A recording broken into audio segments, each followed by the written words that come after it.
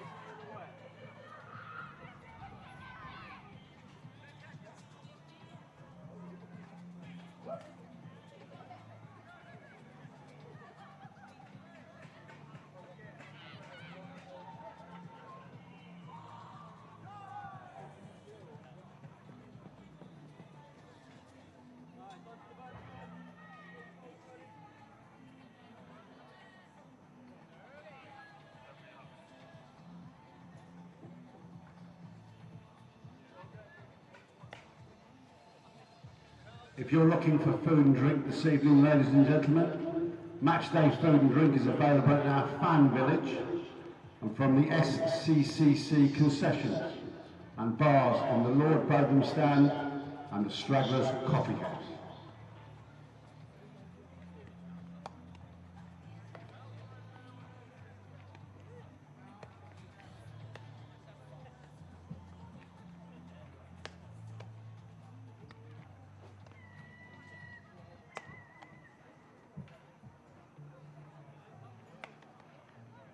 Can I mention that half-season memberships for 2025 are now on sale. Half-season memberships gives you 16 days of cricket for just £115. That's less than £8 a day. More information is available from the reception in the Marcus Truscothick Pavilion.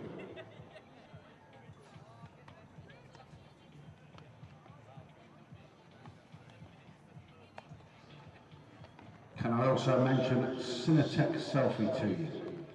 For a chance to feature on our big screen and live stream, plus to have the chance to win a signed Somerset mini bat, tag us with your match day photos and use the hashtag Cinetech Selfie.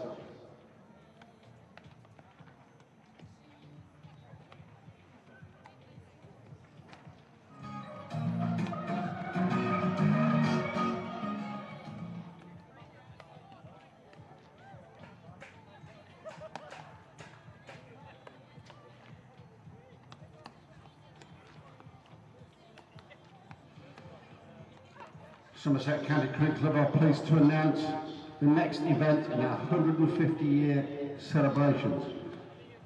It will be an evening with Andy Caddy. The event will take place on Tuesday, August the 12th in the 1875 Club. Andy is one of the greatest players to play for the club, and during the evening he will discuss his time with Somerset, his England career, and give his forthright views on the game. The evening will include a welcome drink and a two-course dinner. Tickets for this event are available at £45 per person.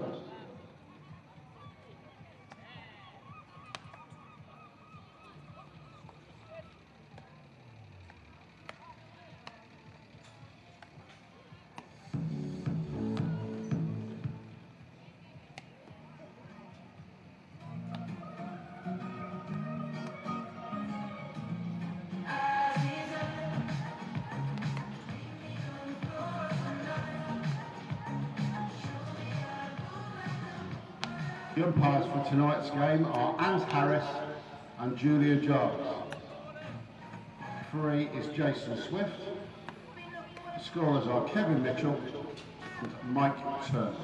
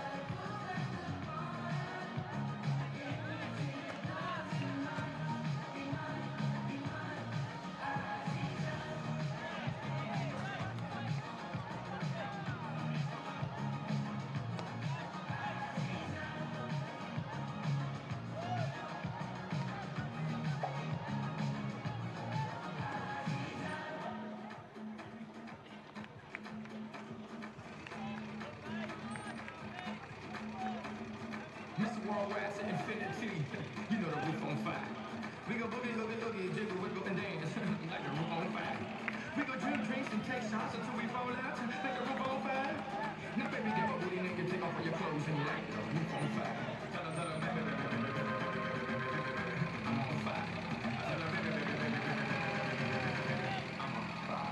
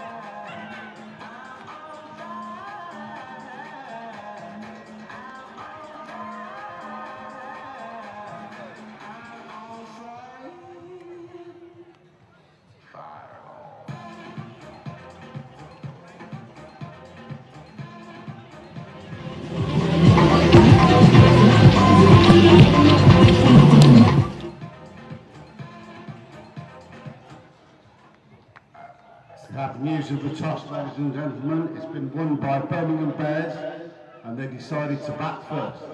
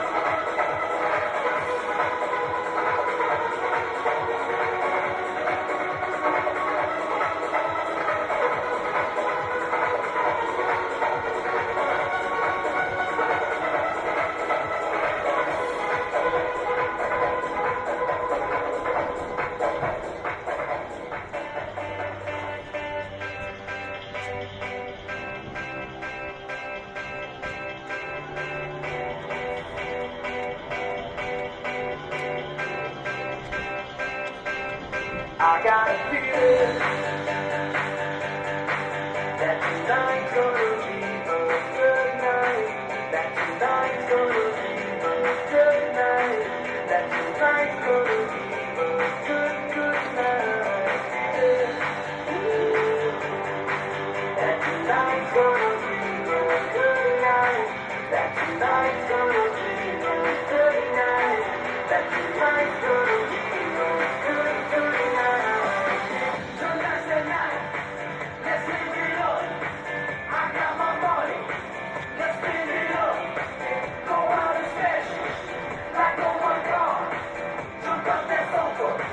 Let's kick it on. I know that we'll have a ball.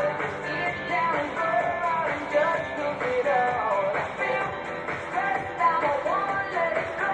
Let's go way out, and losing our control. Fill up my cup. Mama talk. Look at her dancing. Just take it all. Let's take it. We welcome our umpires, please. Ant Harris and Julia Jarvis.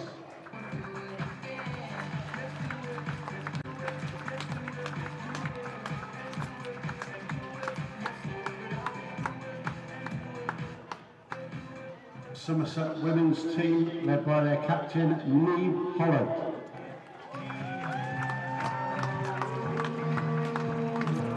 Welcome to Taunton under clear blue skies. It is a warm afternoon here. Very lovely indeed for some cricket as Somerset women will take on the Birmingham Bears women here. All kicking off in just a matter of moments. I'm Charlie Taylor. Alongside me is former Somerset all-rounder Pete Trigo, who is sporting some very funky shades today because it's that kind of day, isn't it, Pete? It's a lovely day for some cricket. Absolutely is, Charlie. Beautiful day for it. It's been a fantastic day of sport, really. Obviously, watching the Test match, watching a bit of the golf up in Scotland, and now a perfect night down here in Taunton for this game. So definitely a sunglasses on day. It certainly is. In fact, I need to find mine and put them on as well because the sun is going to come into the box a little bit as we get towards a bit later on in the afternoon. I'll run you through the teams then. The Somerset side first of all, home side. Bex Odgers and new captain Neve Holland will open up when they come to bat. Ruby Davis, Fran Wilson, Jess Hazel behind the stumps, Alex Griffiths, Amanda Jade Wellington, Chloe Skelton, Molly Robbins, Olivia Barnes and Erin Vukusic make up the 11 for the Bears, who have won the toss and chosen to have a bat first. It's Meg Austin and Davina Perrin opening up, Amu Seren Kumar, Stera Callis, Laura Harris, Katie George. Now Wraith, familiar to lots of the Somerset fans here, former Western Storm wicketkeeper, she's here today. Millie Taylor, Georgia Davis the captain, Hannah Baker and Phoebe Brett making up those 11. You worked a bit with Nat with your time as a coach with Western Storm. Dangerous player always. Yeah, very dangerous player, good ball striker. Yeah, she's definitely a threat for sure, and a massive loss when the team sort of changed over from Western Storm to Somerset. She was one that I know Trev would have been keen to keep, but yeah, the side have done well, and hopefully get a bit of momentum from the last victory. Oh, big shout! Big shout! On first ball, Molly Robbins strikes. What a great start for Somerset! Straight on the money, a big swing across the line. Looked like it was sliding down the leg side and swung back as she often does. Very, very adjacent. We'll see on the replay if that was a good decision, but it looked very good from where we're sat. Molly starts off in the perfect fashion for Somerset. Yeah, Meg Austin has to go. Now we're pretty straight on here. It is a little bit too, well, from a right-hander's perspective, we're probably at first slip, deep first slip, and that looked pretty good, didn't it? Yeah, well, I've just seen the replay, and I think you probably have to put another leg stump in for that to be out. Don't think that's an amazing decision. Oh, really? But Somerset will care not. Oh, really? It started to shake back, but I don't think that was doing enough to hit the stumps, in my honest opinion. So maybe the umpires, looking like they're playing for Somerset, maybe might just be on Somerset's side tonight. I didn't see the replay. Okay, so in the moment, it looked like a good shout. Perhaps Somerset got away with one there, nicked one out. I'm sure we'll see another replay, and umpire Charlie Taylor can adjudicate. Yeah, let's have a look at that when we get that back. So, early doors, we'll see Amu Seren Kumar then, who's a very young but exciting talent for this Birmingham Bears side. In comes Molly Robbins then. And there's Paul's shot, and they'll come through, getting it past the infield at short backward square leg, and there'll be a couple of runs added to the score. Lovely evening for a bit of cricket. A few people make their way to the ground for this Friday. We'll also keep an eye on the Somerset men's game as well, which is happening in Canterbury today. But all eyes here in Taunton on the women's team on the back of a win during the week on Tuesday against Essex, their first win in this competition, as that'll be a dot ball, not getting it through the cover region. Yeah, one of the things I'm looking forward to tonight, Charlie, with the Somerset women not having a great time in the Vitality Blast early on, it's given opportunities to other young cricketers, and under the Western Storm banner I worked with a couple of the youngsters that are out there today, and one in particular has done really well since coming in to the side, Erin Vukuzic. She's bowled well and picked up wickets, so hopefully she can continue her form as Molly runs in a little bit short, and that's been put away. Will it be 4? No. Great bit of fielding out there as normal by Alex Griffiths, sweeping that leg side boundary. Yeah, Max Wallow's fielding coach will be pleased with that one. Saw him today earlier on taking some practice catches himself. Yeah, I think he took more catches than some of the girls did. To be fair, him and Trev looked like they were having a great time out there. Good start though from Molly Robbins. Great to get that confidence of an early wicket. Helps you settle into your spell. It's a better length. Oh, quick throw here, could be close. There's a shout. I think that she was safely home actually. Running through there, Saran Kumar. And there is another one added. Yeah, that's one of the sort of modern evolutions, if you like, of wicket keeping that I'm not sure about, because I think a direct hit, not saying that would have hit the stumps, but direct hit, I think that's probably out. And yeah. Jess has taken that in front of the stumps. It took a while to take the bails off. Oh, got her! Oh, yes! She's played on, I think. Saran Kumar has to go, and Molly Robbins picks up 2 in the first over, and Bears are 4 for 2, and already big chunks taken out of this batting lineup. Great start this from Somerset. We have the replay here. Good length delivery, a bit of a waft, dragged on to leg stump. Another batter has to go, and the perfect start from Molly Robbins here. The movement away wasn't there, I think. Perhaps playing for it, Saran Kumar, and in the end, just getting the inside edge. Yeah, she's Molly's a natural swinger of the ball. She does get it to shape away nicely. I think one of her work-ons is like the control of length, but that was a much better length. We saw the ball, a couple of balls earlier that was slightly dragged down, that got pulled away. That seems to be the miss. When she gets it up there and swings it, she's dangerous, and great for her confidence tonight to pick up those 2 early wickets.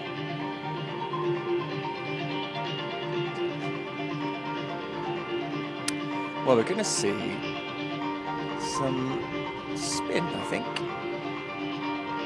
Bit of a debate going on as to who's going to do what. I think Olivia Barnes, I think that is, at the end of her run-up.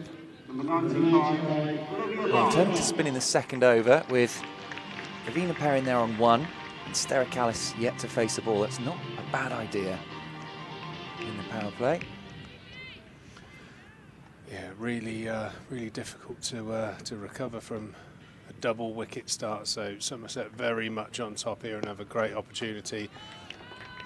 But that pressure's just been released there by what I describe as a loosener there from Olivia Barnes. Short, wide, almost a free hit there for the batter.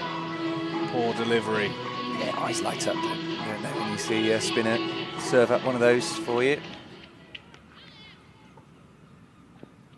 Barnes will be hoping to improve on that as Perrin's moved on to 5 now. The left armour comes in. That is better, and will be a dot ball. Yeah, important Somerset. Put the foot on the throat now. Massive opportunity here. Warwickshire, or Birmingham Bears, sorry, 2 down early. Great position to have a dominant power play here, because they're going to have to be thinking about being a little bit more circumspect in their approach. You normally budget as a team to lose a couple of wickets in the power play in that search for the 10 and over mark, but those 2 wickets going down in the first over might just change the way the Birmingham Bears go about this, Shot. but a beautiful shot. Dancing down the wicket. Beautiful extra cover drive. Past the left hand of Amanda Jade Wellington and all the way for 4. So 2 boundaries early on in this over. Sometimes I think you probably start with a plan, but maybe a bit of gut feel was the order of play there. Molly, Seamer took a couple of wickets. Continue the trend, maybe bowler Seamer. Just to say, Somerset men also took a wicket with the first ball of the game in Canterbury. So both the men and women managing that. It's a nice cut shot for 4 there. Just finding that gap a little bit wide from Olivia Barnes. Easy enough runs for Davina Perrin, who's already taken some runs from that area in this over. She's quite happy doing it again. Yeah, another poor delivery and appropriately dealt with there, which has enacted a change of field. The fielder's going to go out onto that offside boundary, and Chloe Skelton, that long on's going to come up into the ring. To be honest, I think that's probably a preferable field anyway. Barnes in. That's a better length. It's in the air and will go over the fielder and will roll all the way for 4. So just finding their stride a bit now, especially Davina Perrin, who's a very dangerous young batter. Watched her a few times, really enjoyed what I have seen of her. That's superb batting there. 3 boundaries through the offside, brought the field change, and she's hit that ball exactly where Chloe Skelton was fielding to pick up the 4th boundary of the over. 2 for 20 now. Not looking as rosy as it was a few minutes ago. Molly Robbins grabbing the ball off the captain. No chance she's being taken out of the attack after that first over. A few bits of cricket news around today for those who missed it. The Test match at Lords has finished. Well, it's not finished, but finished for the day. England 387 and India replying 145 for 3. And in other news, international cricket-wise, Italy have qualified for the Men's T20 World Cup next year. So Italy will be there for the first time in any sort of knockout competition like that. Driven straight back to Robbins, who nearly directed onto the stumps. And I think probably Perrin was a goner, had that hit. She was backing up quite a long way. She might just have got there. Let's have a look. This replay should tell us, although we can't quite see where Perrin is. She's wandering into your screen now. It's a great effort. She's deliberately done that, hasn't she, Robbins? And it would have been close. Possibly all right, but good effort. Robbins creating danger here for the Bears as Sterakalis is yet to score a run. That's down the leg side and will be given as a wide. Dutch international. Got a good lineup, this Birmingham Bears side, just reading through. Got Laura Harris coming in next as well. Hit a 16-ball half-century in the T20s earlier on this year. Serious player. Proper power down the order. And we've already mentioned Nat Wraith. Katie George in there as well. So a lot of batting still to come for this Birmingham Bears side. That's a good shot through point. There'll be a fielder comes around on the boundary though. They'll come back for 2. And the throw is not going to trouble the batters. They'll make a couple of runs there. So Callis picks up her first runs of the evening. Just quickly looking through some of the other scores. That Italy game, I was going to have a look at the scorecard. Well, Italy lost, but it was enough still to qualify. Oh, excellent. Jersey beat Scotland today. That is a shock. And it's meant that Scotland missed out, and that's how Italy scraped through. Kent Spitfires 13 for 2 against the men's Somerset side, as that is full and just about blocked out by Sterakalis. It's good stuff from Molly Robbins. Finch and Muyeye, the 2 gone for Kent so far.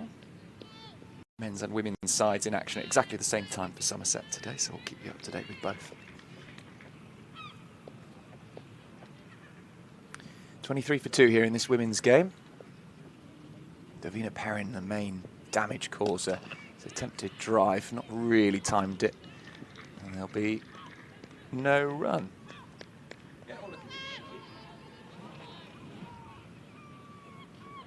Robbins will prepare for our next delivery.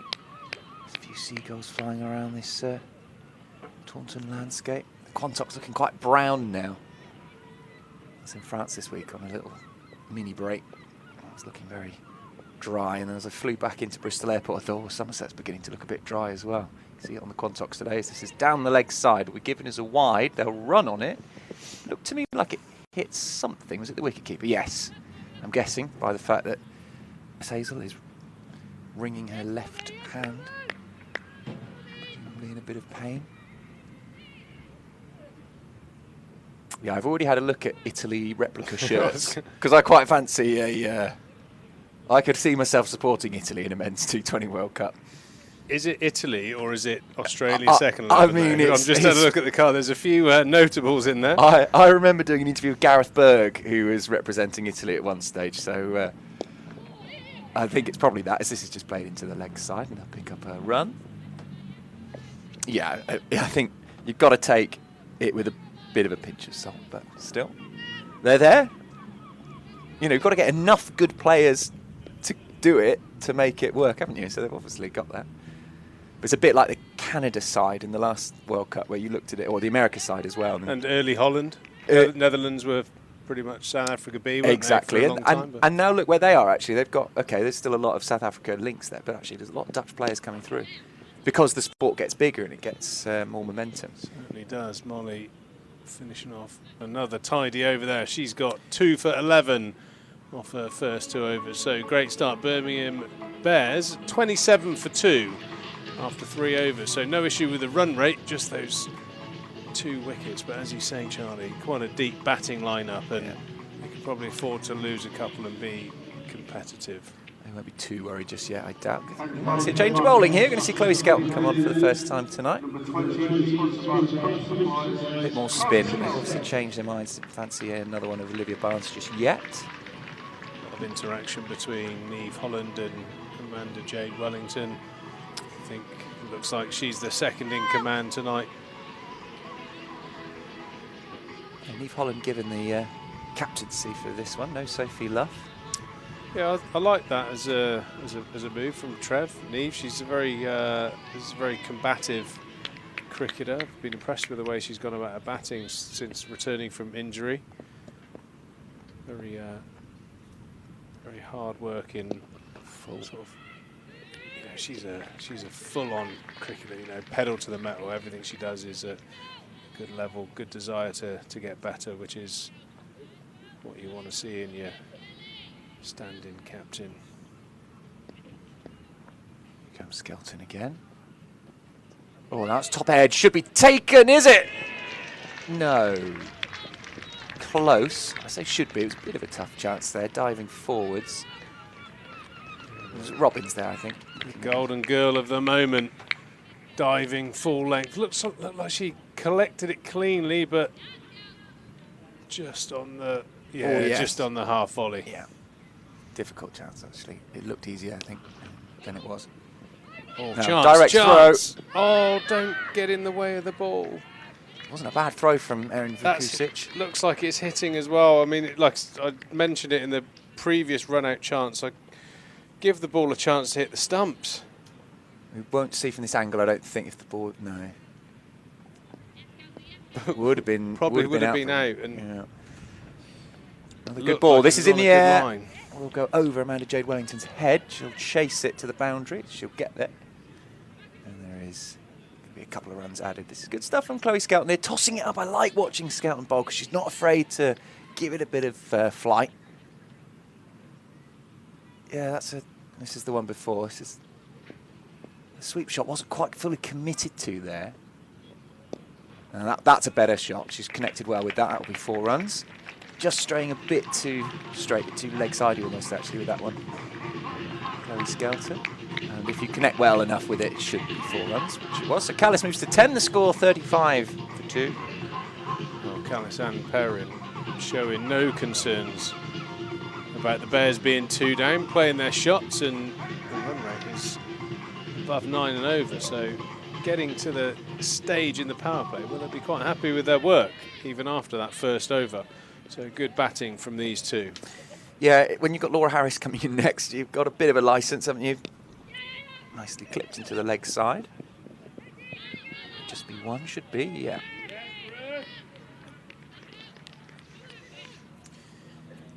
You've been making the most of the good weather, Pete. You're an outdoorsy kind of guy, although you said to me recently that you try and avoid the sunshine. You spent enough of your life out in the sunshine playing cricket. I can't stand being idle in the sun. Yeah. I don't like to sit in the sun. If I'm out playing golf or playing cricket or, you know, walking the mutts, more than happy, but I just can't sit in it. No.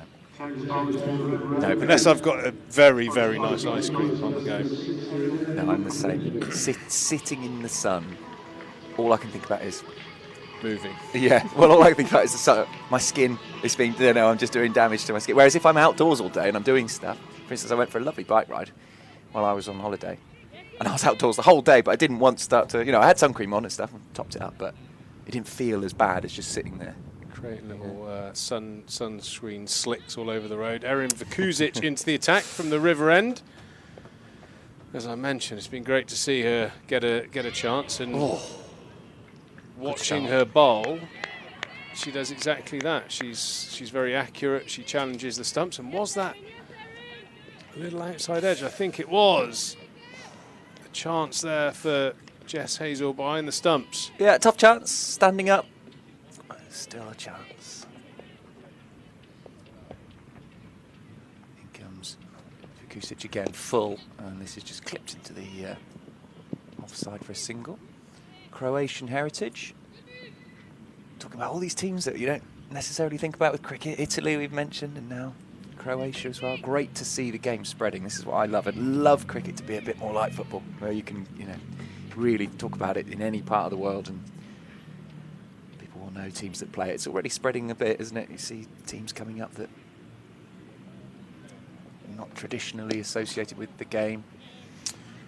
Yeah, it has definitely sprung up, certainly over the last sort of 10 years or so. I was offered to go and coach in Nepal. Had to get on Google Maps straight away. Never heard of the place, apart from they've got a big mountain there. They've got a hill similar to the one in Breen. So like Breen Down, is yeah, it? it's like, right. I thought it's bigger than Breen Down. It's definitely worth visiting. Yeah. And then Breen Down's pretty impressive, mate. And then did some TV stuff in Rwanda when they were building their ground out there. Oh yeah. Which You're was, a well-travelled man, aren't you, Pete? Which was extraordinary, really. Uganda, and Yep. then went out to Hong Kong, Singapore, and they've got very competitive teams out there now. So yeah, very global. I can remember, I think Singapore were about to take on China in some sort of tri-series. So the game's getting about. Vukusic again, metronomically attacking that off stump. Another chance. Ooh, I think that would have been close too. The Birmingham Bears batters out there taking every opportunity to run, but a couple of them have been pretty on the edge. 38 for 2, 1 ball left in this Vukusic over. She's only gone for 2 runs, just bowling back of a length, off stump. Looks like she's worked really hard on her bowling over the winter, and she's getting her rewards this month. Oh, a loose one there from Erin, and that's sliced through gully, and will go for a boundary, spoiling that first over. She's gone for 6. And the Bears move on to 52. Yeah, no shame in that. 42. 6 runs. First over. Yeah, it's always a bit of a, it almost feels like worse than a boundary when you bowled a really tight over. Your last ball is, just not what you wanted to bowl. You haven't executed your line and length, and it's almost like, oh, should have done better. But a good over from Erin. Molly's going to bowl another over from the Trescothic stand end. She's having a switcheroo to close out this power play. Big over here. Spin has been a tad on the expensive side so far. These two batters have played the spin beautifully, actually. Yeah, cut shots, sweep shots, hitting over the top. Great leg there from Molly. Chance. Oh, Wellington takes another wicket for Robbins. She's got 3. She's on fire. Yeah, third over, third wicket. And that was all too easy, really. Good catch there from Wellow. It's hit well. Yeah. Awkward height. Let's have a look at that on the replay. Yeah, you expect her to take it, but yeah, still got to take it. She's good, very good cricketer, Amanda J. Wellington. Certainly would have had her hand, or would have been in the thoughts of Trevor when he was thinking about which. Well, I know Wellow's a massive Pokemon fan, so you know what the phrase is, got to catch them all. Great work there from Wellow, and Robbins now has 3 for 11. Yeah, the only wicket taker so far, Molly Robbins. Yeah, she's had, I think she was pretty disappointed early in the season not being in the team, and then she got in the team and did pretty well. So nice to see her perseverance being rewarded here with a little three-for. Can she make it a couple more? That would be nice. Yeah, she's got a whole 11 balls. Yeah. 11 balls to go for it. It's not going to be Laura Harris. They've moved Katie George up from the order that I was given. So just holding back Laura Harris. I don't mind that. You know what they're doing there. She is a huge hitter of the ball. As I mentioned, hit that 60-ball half-century. The quickest half-century. Well, I think ideally, you know, in T20 cricket, like I suppose you could go back a few years, and you know how you sort of manage players like Kyron Pollard and the Butlers and your big strikers. There's almost like an amount of overs that you want them to go in for, not necessarily sort of how many wickets down. So, you know, if they're very productive in their career, sort of like 12 to 18 good hitters at the end, you kind of want to save them a little bit. And you know, these 3 wickets are really sort of, you know, affecting the game plan of the Birmingham Bears so far. So good stuff. It's a lovely little clip to the boundary's edge. Come back for a couple of safe runs. George picking up her first 2 of the day. 44 for 3 with 3 balls left in the power play. Lee Holland's a busy captain, constantly coming up to a bowler. A little word here and there. Can you grab my sunglasses case out of the pocket, side pocket, my bag there, Pete? While you're there, thank you. There's Robbins, this is just clipped into the leg side again. Big gap. They'll try for 2 again. Should be on, yeah. Will be. So picking up 4 runs from the same shot there, those last 2 deliveries. Thank you, mate. It's just the sun just beginning to set a bit more now. It's coming into my eyes. Thought I'd better put the air conditioning on, Charlie. My ears were getting sweaty under these headphones. Oh, it wasn't a comment about me. It wasn't. You weren't put off by. I had some sweat patches earlier on when my train was cancelled, as that's just going to be a single, and I thought, oh dear, someone better get that aircon on quick, because I was on my bike getting to the train, and then I had to cycle back home to put the bike in the car. It was all a nightmare. Car was obviously sitting in pure sunlight at 38 degrees or whatever it was. Horrible. But we cooled it all down. We got Can't rely on public transport, can you? No, you can't. You can't. They cancelled it with about 2 minutes. I was looking at my app and it was still saying it's on the way, and the screen at the station was saying cancelled. Robbins in, cut nicely. That's a lovely shot. Just leaning back, Sterikalis there. And it runs away through third for 4 more, and that brings up the 50 in the last ball of the power play. 51 for 3. Yeah, nothing wrong with the run rate so far, Charlie. It's just those wickets, but Callis in particularly good touch. Lovely use of the hands, just waited for it. Back cut it through gully for 4. Yeah, I've been lucky enough to watch a few really good Sterikalis innings. She's great to watch. She's in full flow. She's a fantastic player. We're going to see Amanda Jade Wellington. Some more spin. This is the 3rd spinner, isn't it, we've had so far this evening for Somerset. We've seen Olivia Barnes and Chloe Skelton. And now we're seeing Amanda Jade Wellington, who has got a bit of a knack of picking up wickets. She's a tricky bowler to face.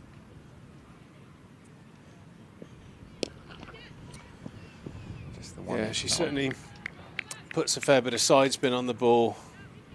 Amanda Jade Wellington, she tosses it up, gives it a rip. She's got a good googly. I actually think she underuses her googly.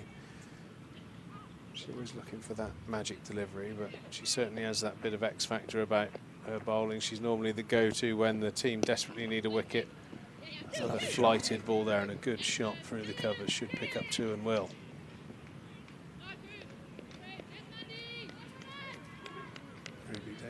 There on the boundary, good to see her get a go, and I was very impressed with her first innings the other night. Thought she played well. Was 19, I think, off 11 balls, played her shots, a few ramps, so certainly not fazed by the occasion. Look forward to seeing her later. Probably something that Somerset could have done a bit more of in those early games that they couldn't get a win in. Just being that little bit bolder or inventive. Because you've got the licence to do that in a T20. You know, if you get out playing it, the end of the world is it in a T20. It's a full toss going down the leg side, giving us a wide. Not her best ball, that. Under Jade Wellington. Yeah, it was one of I think it became one of my phrases working with the girls last year, is if we could play, if I could get them to play like they practiced, I think we'd be trophy-winning potential team. So what was that? Was that a confidence issue? Confidence, where they are in their career. You know, you've got like wildly varying ages of cricketers out there, and you know, you throw balls and watch them practice and, you know, watch them play in pre-season, and you're like, what a dangerous team here. But then all of a sudden, you know, game time became, and then there was you know, I suppose just that sort of lack of confidence to take the risks you have to take when you're playing one-day cricket.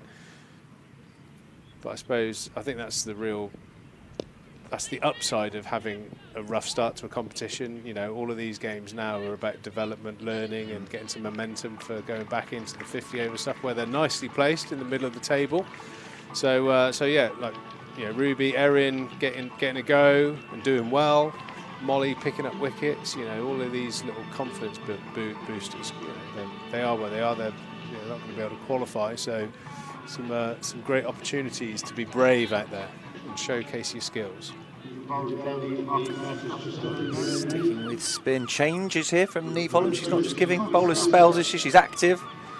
Keep the batters on their toes. We're going to see some more Chloe Skelton. Wellington chatting with Skelton. Spin sisters. I like that. Spin sisters. Lovely evening, really is gorgeous. I know that the whole country's in a bit of heat, but it's nice to see it. Well, it's classic British mentality, Charlie. It's either miserable, cold and wet, or it's just too hot. Yeah, it's just been too hot. It's too hot today, isn't it? In comes Skelton then, as a reverse paddle, and they will pick up just the one from it. I think about two actually, but it wasn't there. Love that option from the batter. Very much on with the field set. As the intelligence to look around and confidence to play the shot. Callis back on strike. He seems to be the more dangerous of the players at the moment. Yep, she's 22 from 19. Down the ground. Could be taken. That's a good effort. It's a good effort. But in the end, not quite good enough from Fran Wilson, who is an excellent catch, as she usually does take them if they're available. So that one probably just falling just short. Let's have a look.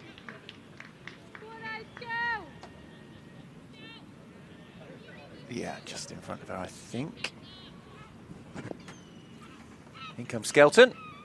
Around the wicket. Driven back to her on the bounce, and she does well to get a thick bit of it to stop it being a run. 57 for 3.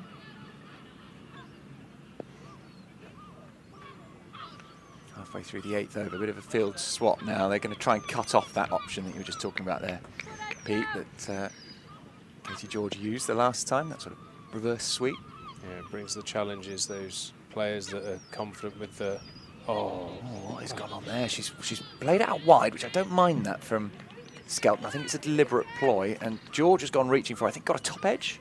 Bottom edge into the ground, I think. Yeah, a bit of a panic there, because she's thrown it wide, got to hit it, or she'd have been stumped, and that was almost a bit of a self-preservation shot there.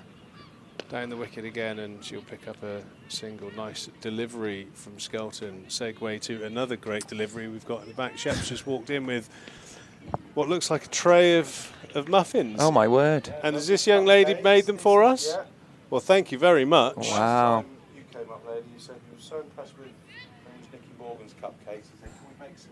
Oh, wow. We've had a delivery of cupcakes. I will... They were individually iced to say Somerset. Thank you. Oh, very nice. I got an E.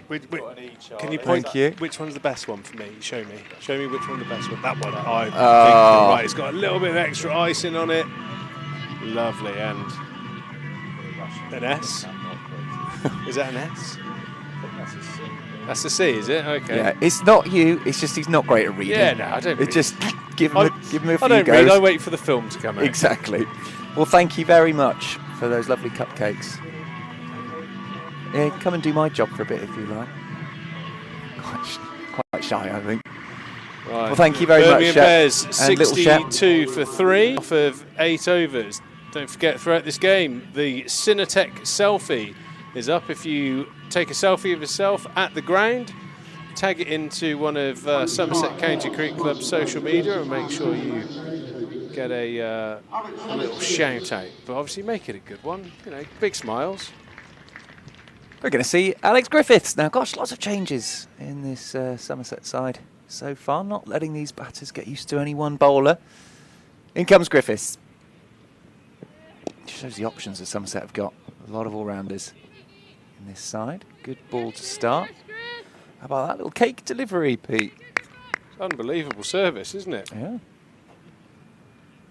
Very, very nice. Very sweet.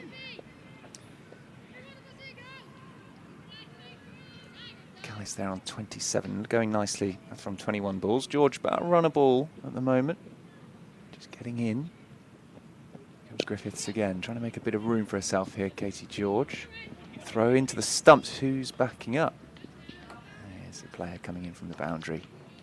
But there was a moment where Callis and George looked at each other and wondered if there was another one on. Oh, what a treat having me and Charlie have both got a nice bit of we've got a sausage roll up in the back for the half-time break. Yeah. We've got the muffin. So if we go silent at any stage, you know why. Griffiths in again, that's full and driven back to her. She can't take it cleanly, but there's no run. Yeah, Griff's normal sort of shape is to swing the ball in to the right-hander. That mid-wicket boundary is protected. In fact, 3 scouts out, square leg, mid-wicket and mid-on, which is where you'd think the batter will target, but they've plugged that gap. Almost giving the batter a single, though, into there, which in this format of the game, I don't mind. Griffiths in again to Callis. Driving into the onside. They'll think about 2. Coming back quickly. If the throw's good, no, they won't be able to get there. Great piece of fielding. Yeah, really good throw. And it keeps them just to 1, which in a T20 can make a huge difference. You've got a different batter on strike now. Might come down to fine margins towards the end. Yeah, that's a tick in the box for Max Waller, fielding coach. The speed to the ball is the important thing. Their quick release, putting the batter off, taking that 2. Yeah. Also then will make them think twice about running again to that fielder. Because you think, right, we've seen what she can do. Yeah, the And girls another look on double. it tonight in the field. Yeah. That's another good indication. Skipper for the night, Neve Holland there, winning that first step, as the cricketers call it, making sure you've got momentum going towards the batter. So as soon as the batter hits the shot, they look up and they see you're already moving. It instantly puts the brakes on, calling yes. Good stuff. Griffiths to George, straight back at her. Can't get anything on it, but it won't go for 4. Throw comes in. Won't hit the stumps. Fair bit of spin on that throw, I think. And there is just the 1 there, I think, isn't it? Added on. So 65 for 3 at the end of the 9th over. Good first over there from Alex Griffiths, just going for 3. So just starting to rein that run rate in. 65 off of 9 overs, 3 wickets down. Dangerous Nat Wraith still to come. And Laura Harris as well. Keeping up for her, the Aussie batter who is explosive. We're going to see Olivia Barnes again. Poor first over. So hopefully she can clutch that back. Thanks to Cinetech, one of our partners here, keeping our live stream going. If you're a company that requires mass invoicing, mail shotting, give them a shout. I might use them for my Christmas cards this year. Really? Have you got a lot of friends, have you? No, but it means I won't forget. Well, if I don't get one now, I will feel very disappointed.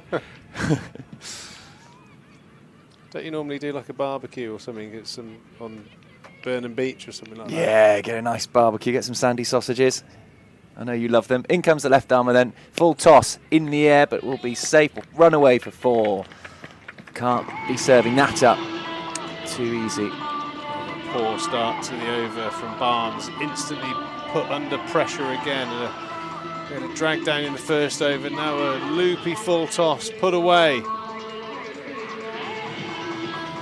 Captain is having a word. What's going on, Liv? Sort it out. Is that what your captains would have Pretty- said to you? Is it? What's pretty going on, much. Pete? Sort it out, mate. Bowl another one of those, and you won't be bowling another over tonight.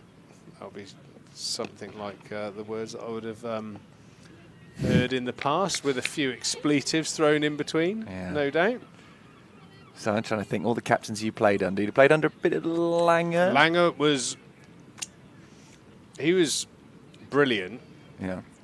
but you knew you just couldn't. You just couldn't. Myself step and out of Charles line. Willoughby used to open the bowl in, and he used to like index finger pound me on the chest. If you bowl any looseners, you'll be out of the tack and you won't bowl again. But he used to throw the pressure on us, and he wanted us to rise to the challenge. And it was great for everyone's development to be put under the pump, and yeah, it worked. Much better since that loopy full toss, as you mentioned, Pete. Yeah, she's got into this over. She's only gone for 3 singles since. But then there are character types. Some people need the arm around the shoulder. Some people need challenging. And what was Trez like? That's the man management side of being a captain. You've got to understand your characters and what different individuals need. Trez was not as combative, I would say, as Langer. He was very much, my perception was that he was always trying to match up bowlers to batters that we were trying to get out, and make sure that the right person was, if he saw someone with a grip or a way they were scoring that would be good for one of us to bowl against, that would normally be the way forward. Sweep shot not executed particularly well there from Katie George. She won't pick up a run from it. Good end to the over that from Liv Barnes. It's a shame that it was sort of ruined by that boundary first up. But otherwise, much better. Halfway through, and there will be some drinks now. It is a very hot evening, so we'll allow those players some drinks. Pete's just taking a swig of his fizzy drink. We'll be back in a couple of minutes. Need a refreshment too, as we're looking at one of the great refreshments on the screen, Thatcher's. There's Martin there, and actually, that is a remarkable likeness. He's not a bad bowler either, is he? Got a good technique there. Martin Thatcher. Bit front on. That's normally his normal sort of attire as well, the old chinos and the tweed sports coat. Very stylish, man. And our match sponsors today.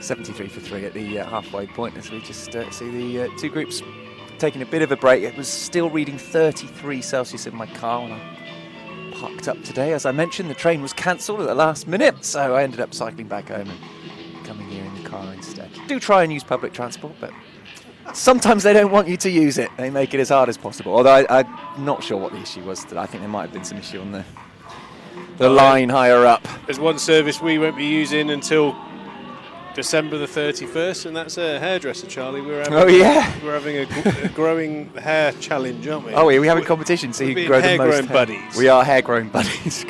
You're a bit younger than me. This could be my last opportunity, which is why I've stepped up to the plate. So we decided, didn't we, in the last game we were commentating on, which game was that? Was the Glamorgan game? Was it? Yeah, we were both looking slightly feral with we were hairstyle. So well, I mentioned that my hairdresser has emigrated to the Ivory Coast just to get away from having to cut my hair. And so I was looking for a new hairdresser, and I just decided, you know what, I really can't be bothered. And so, decided, all right, I'm going to try. And while I was in France on holiday, a lot of the people there, it's very big on the continent, having big flowing hair, so feeling more confident in it now. So Pete and I are not going to have a haircut until at least Christmas, until 2026. It's either that or sometime in November we're both going to the Ivory Coast to find your hairdresser. Please, Raf. Callis on to strike now. 73 for 3 with Amanda Jade Wellington. I want to say there's a really famous, maybe Serie A footballer that played for the Ivory Coast. Who would that be? This is played through point for a single. George Weah or someone like Well, I know Didier Drogba was from the Ivory Coast, wasn't he? Yeah, that'll do. He was Ivorian, I think. Called Côte d'Ivoire now, aren't they? Ivorian. I think that's what you used to call them, isn't it? Didier Drogba. He was a good player in his time, wasn't he? Oh, that was a good Chelsea side. As well as in, and it's a full toss, and it's swept, but not particularly well. No, and you pick up the one. Yeah, good partnership from these two. Callis is at that stage of the innings where she's probably going to be looking to accelerate. 31 off 27. George 17 off 18. Both of them probably needing to start taking some chances. Gosh, that was really flighted, that one from Wellington. They only pick up the single. Yeah, he was from the Ivory Coast. Can't have too many others. They were quite good for a while, the Ivory Coast, when they had Didier Drogba, weren't they? There must be some other names you would know from that side, because I'm sure they qualified for some World Cups. I just remember, was it Italia 90? Was it Cameroon? Oh, yeah. Yeah, yeah. Watching them in that tournament was unbelievable. What a tournament that was. Cameroon is named after some types of shrimp. In comes Wellington. It's fired down the ground. See, that's where you have a massive advantage over me. You know, being the man of the BBC, you just get to know these amazing facts, don't you? Well, it's because they get a lot. It's around the river there, and they get a lot of this type of shrimp, I think. Anyway, if it helps you, because this is how I remember it, as this is pulled, and there'll be chase on in the field. And I actually don't think I'll ever be able to forget that little fact there. Well, in that case, you'd be able to remember that the Spanish word for shrimp or prawn is camarón. That's where the name comes from. So now, when you go out and you want a nice bit of prawn or shrimp in your paella, you know what you're asking for now. Or if you want two, maroon. There we go. Another good over there from Amanda Jade Wellington. Just the 5 from it. Taking a few chances with sweep shots. Thanks to Virtue Motors for their sponsorship, and personal thanks to them for looking after me for my service and my 2 new tyres this week. They were very, very good yes, to me. you needed some tyres, didn't you? You had I had a blowout. Blowout. I had a blowout. I nearly had to take the train. Oh no, not the train, Pete. I can't imagine you on a train. I've got a public transport phobia. Have you? I have. I've got loony magnet. Whenever I go on public transport, the nutter. Yeah. Probably me. I always get the wrong one. That's funny. I've never seen him wrong. I must be the one. That's me. Yeah, if I saw you on a train, I'd definitely come up and have a chat. In comes Griffiths. Attempted pull shot, but not really timed. Hit it straight into the ground, but there's a big gap there, so they'll come back for 2. Yeah, definitely looking like these 2 batters are starting to take chances with some sort of cross-batted shots. We saw sweeps that against a leg spinner are quite high risk, and that sort of shot there. I think the fields at Somerset have been very good as well. They've plugged that leg side boundary quite early on.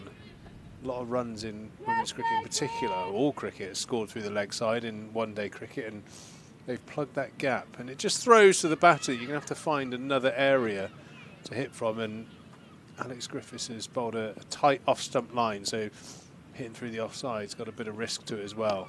Callis down the ground. This will go to Fran Wilson, who comes in from the boundary. Quick look on the Somerset men's score. They're away at Canterbury today, and Kent Spitfires are 65 for 4 after 10 overs. So going fairly well there, Somerset, the men's side. Surrey have already beaten the Blaze today in the women's competition. Hampshire Hawks women are 66 for 6, all the 6s. Always said they're the devil's side. Goes to the boundary, but there's a fielder there, just the 1 run. And as we know, Birmingham Bears here are 82 for 3 now.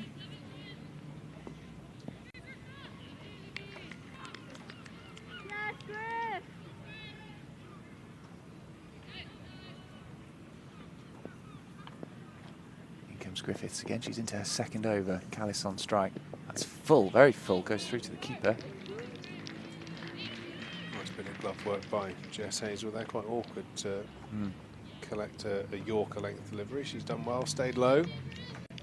Yeah, hard enough to hit, let alone to catch it when it comes in at toe height. She made it look easy. Yes, Griff!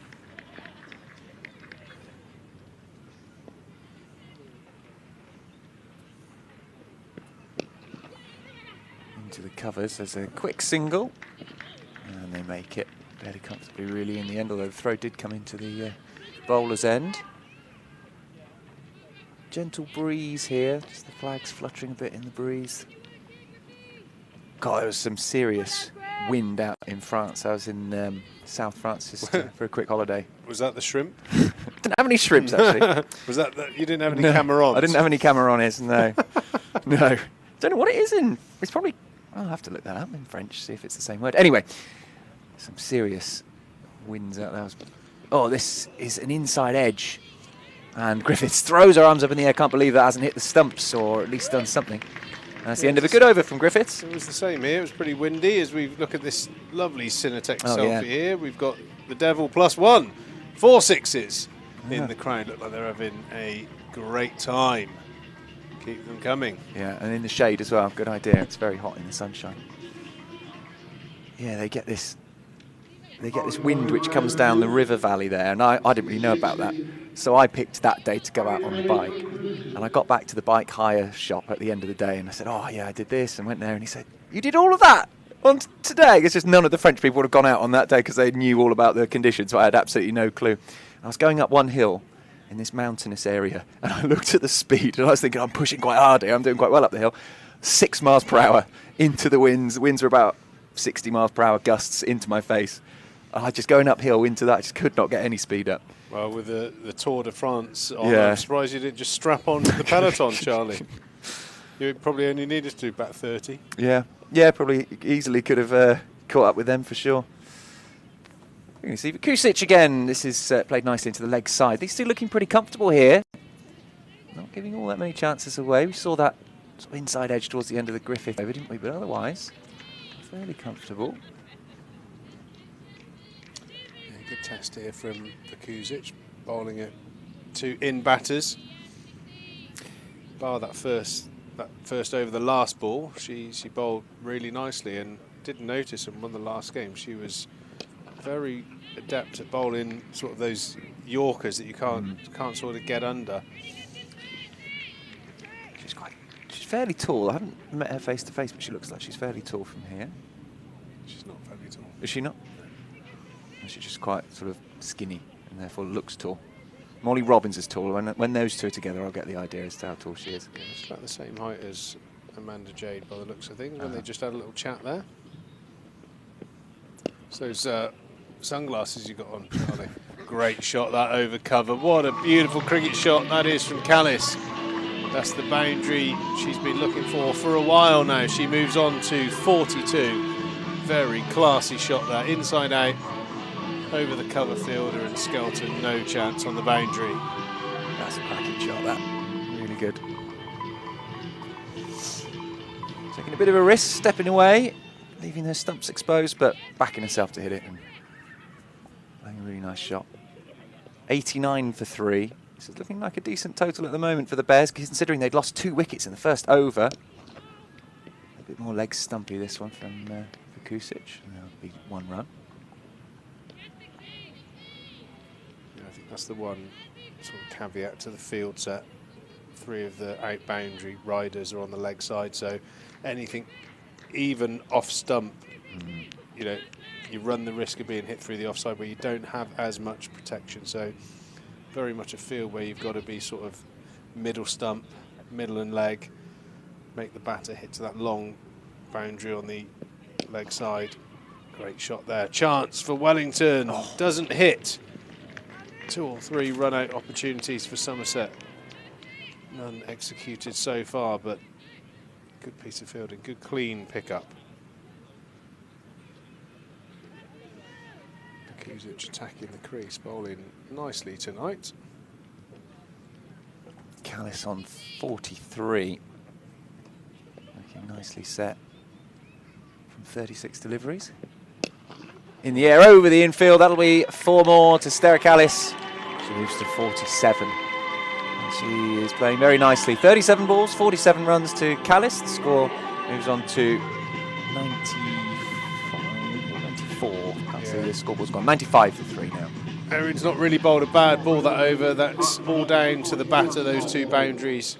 Great shots, one slightly over cover and one just wide of mid-off. Very, very good batting there. Callis is picking up a head of steam.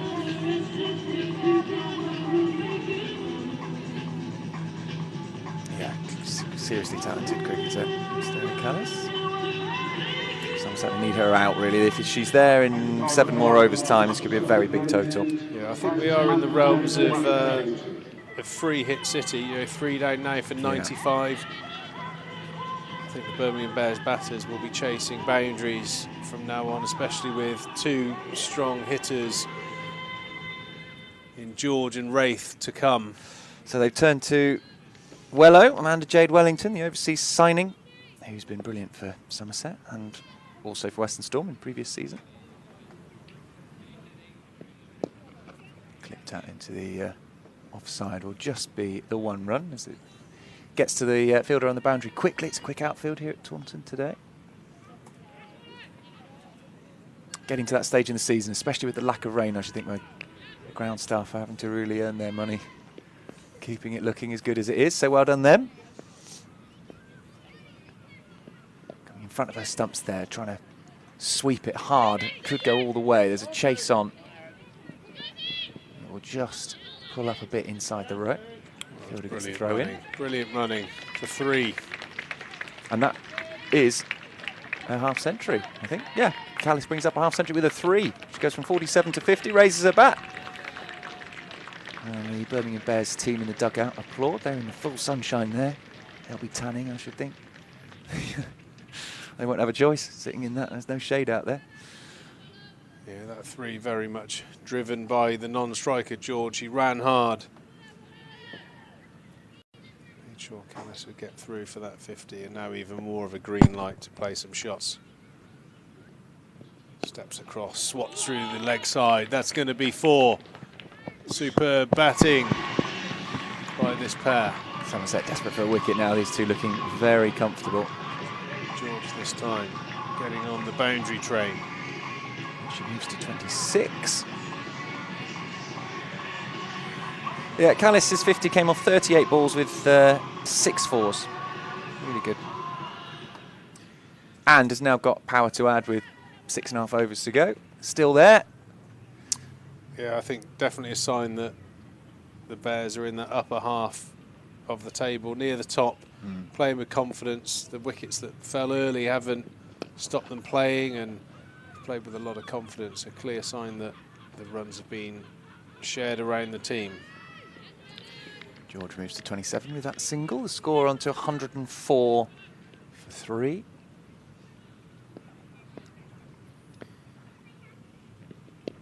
Coming down the wicket again. Oh no, with a good throw, this could be it. No, not quite quick enough.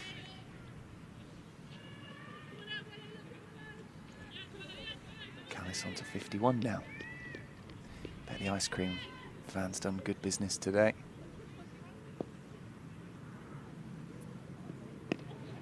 What's gone on there? Amanda Jade Wellington's followed Katie George as she stepped across her stumps and in the end managed to sort of york her, really.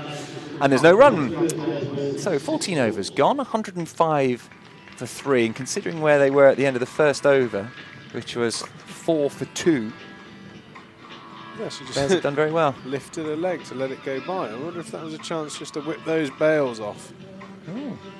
Oh, she's trying to nutmeg. She's trying to angle it through her legs. Trying to work out what that was there. It's a strange shot. Yeah, there we go. I said they'd be enjoying the sunshine. There they are. Players just chilling out, getting ready for a turn to field. It's Meg Austin, I think, is it? He was out first ball, so he's got 19.5 overs to enjoy. Watching from the sidelines. Somerset need a wicket, simple as that. 6 overs to go. And the Bears are pretty happy at 105 for 3. with these two at the crease. That isn't a great ball. All round a bit of bad cricket there. The ball wasn't great, the shot wasn't great. In the end, it's a dot ball.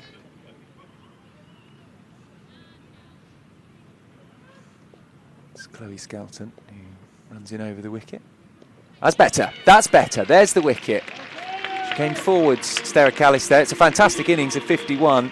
But coming forwards, you're going to have to hit it because the keeper's up to the spinner. And she missed it. And Jess Hazel made no mistake. So that is the end of Sterakalis for 51. Very good runs, and she's put her team in a good position here. I wouldn't be surprised to see Laura Harris making her way out next. In fact, I'm pretty sure it is. So could be in for some fireworks here because she is explosive. Good time for her to come in. Yeah, it was definitely green light time for the Birmingham Bears batters. Good knock there. Very, very good knock from Callis. It's gone for 51. 51. Played nicely and accelerated at the right time. She was in early. She got through that tricky period, losing partners and the team being under a bit of pressure. Weathered the storm and then picked up some good boundaries towards the back end of a knock. So good strike rate in the context of the game. Run rate's at 7.3 at the moment. I think the Bears will be trying to get that somewhere near 8, 160 would probably be the target. 160, 165. Yeah, you can put a lot of pressure on there, I think, at 165. Still plenty of time for Harris just to find her feet before playing the big shots. She's not going to find her feet. She might be out first ball. No, it'll land safe, but we get an idea of how she's going to play there. Big swipe, got a thick edge, and it floated tantalisingly over the point fielder, but in the end landed safe. But I don't think Laura Harris is going to see herself in here. Well, that definitely looked like there was a level of intent in that first delivery there. Skelton has picked up that wicket, but it's going to be under a fair bit of pressure. 27 off 27. Another ball sort of top-edged out towards long on. Lovely little gap wedge there. Just spun and stayed on the green. No subtlety here between these two batters now. Nothing really other than swiping, going big. And again, and she's got a lot of that. Has she got enough? Fielder comes in. Can't get there. Can she stop it going for a boundary? No. In the end, not a great bit of fielding. And that is 4 added to the total. Well, what just happened there? When you watch someone, a fielder, get into position, you expect them at least to, if they can't take it, to stop the boundary. Not a great bit of fielding. Not something that she'll want to watch back. Couldn't quite see who it was, all the other end of the field there. I think that was Ruby Davis out there. That'll be 4 more through the covers. Harris should have gone the ball before it. And in the end, she's picked up a 4 and then another 4. So Harris is going big here tonight. That's certainly what she's thinking. She's not going to hang around.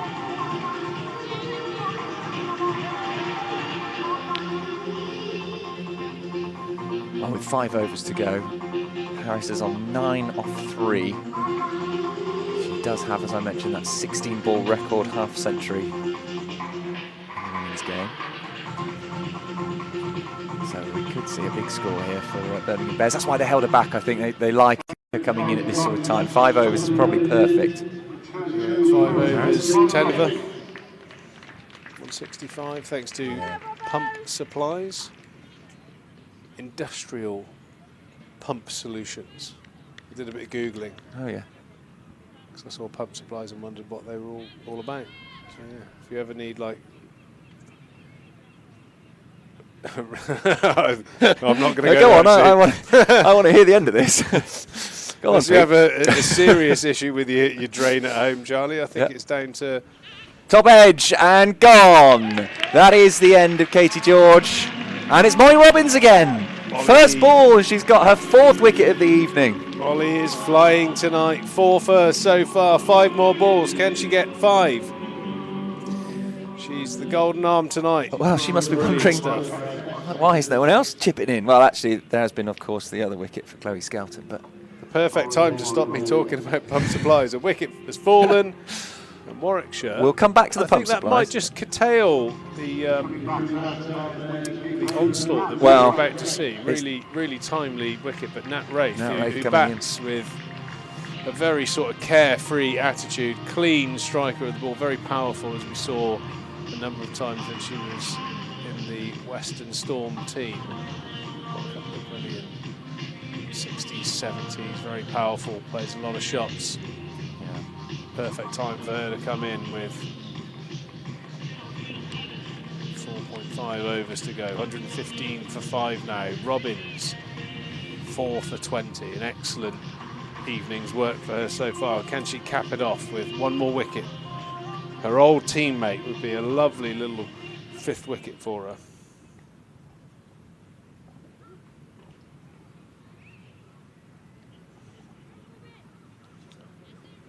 Another little dangling carrot out there.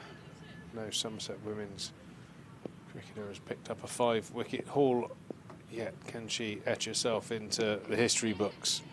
Wraith just dabs that to mid-off and gets herself off the mark.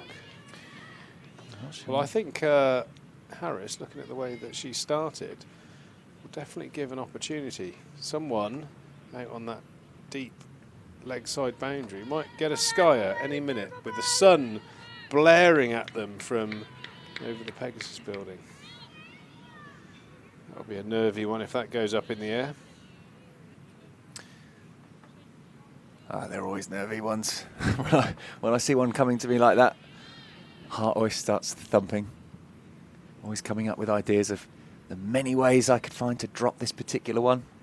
In comes Robbins, looking for that 5-foot. Won't come on this ball. Play across the line from Harris, who'll pick up just the single.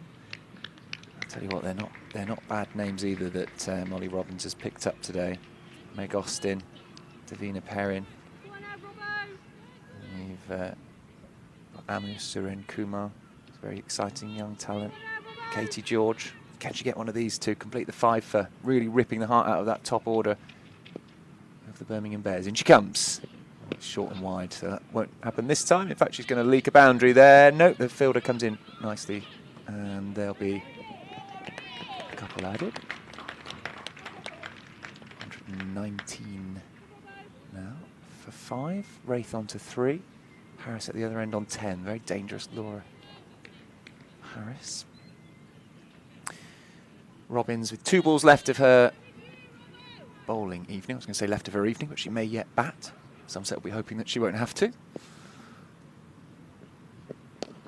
This is nicely played, well timed. You can hear it off the bat on that one. But only the one, because it runs quickly to Chloe Skelton, who's long on.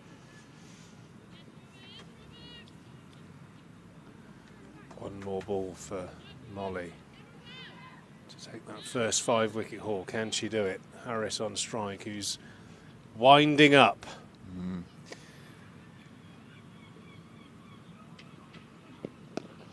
Big shot over cover. Great shot. It's going to be a boundary to finish. What's a magnificent spell. 4 for 29, Molly Robbins. Not the way she would have envisaged it ending. Great shot there from Harris, just opening up those stumps and swatting it over cover for 4. Great shot, but brilliant night for Molly Robbins. Yeah, really well played. 4 for 29, her figures. So only the 2 4s leaked from 4 overs. Only the 2 boundaries. So that's pretty good going, isn't it? When you delivered 24 balls in a T20, especially when you're bowling. How many did she bowl in the power play?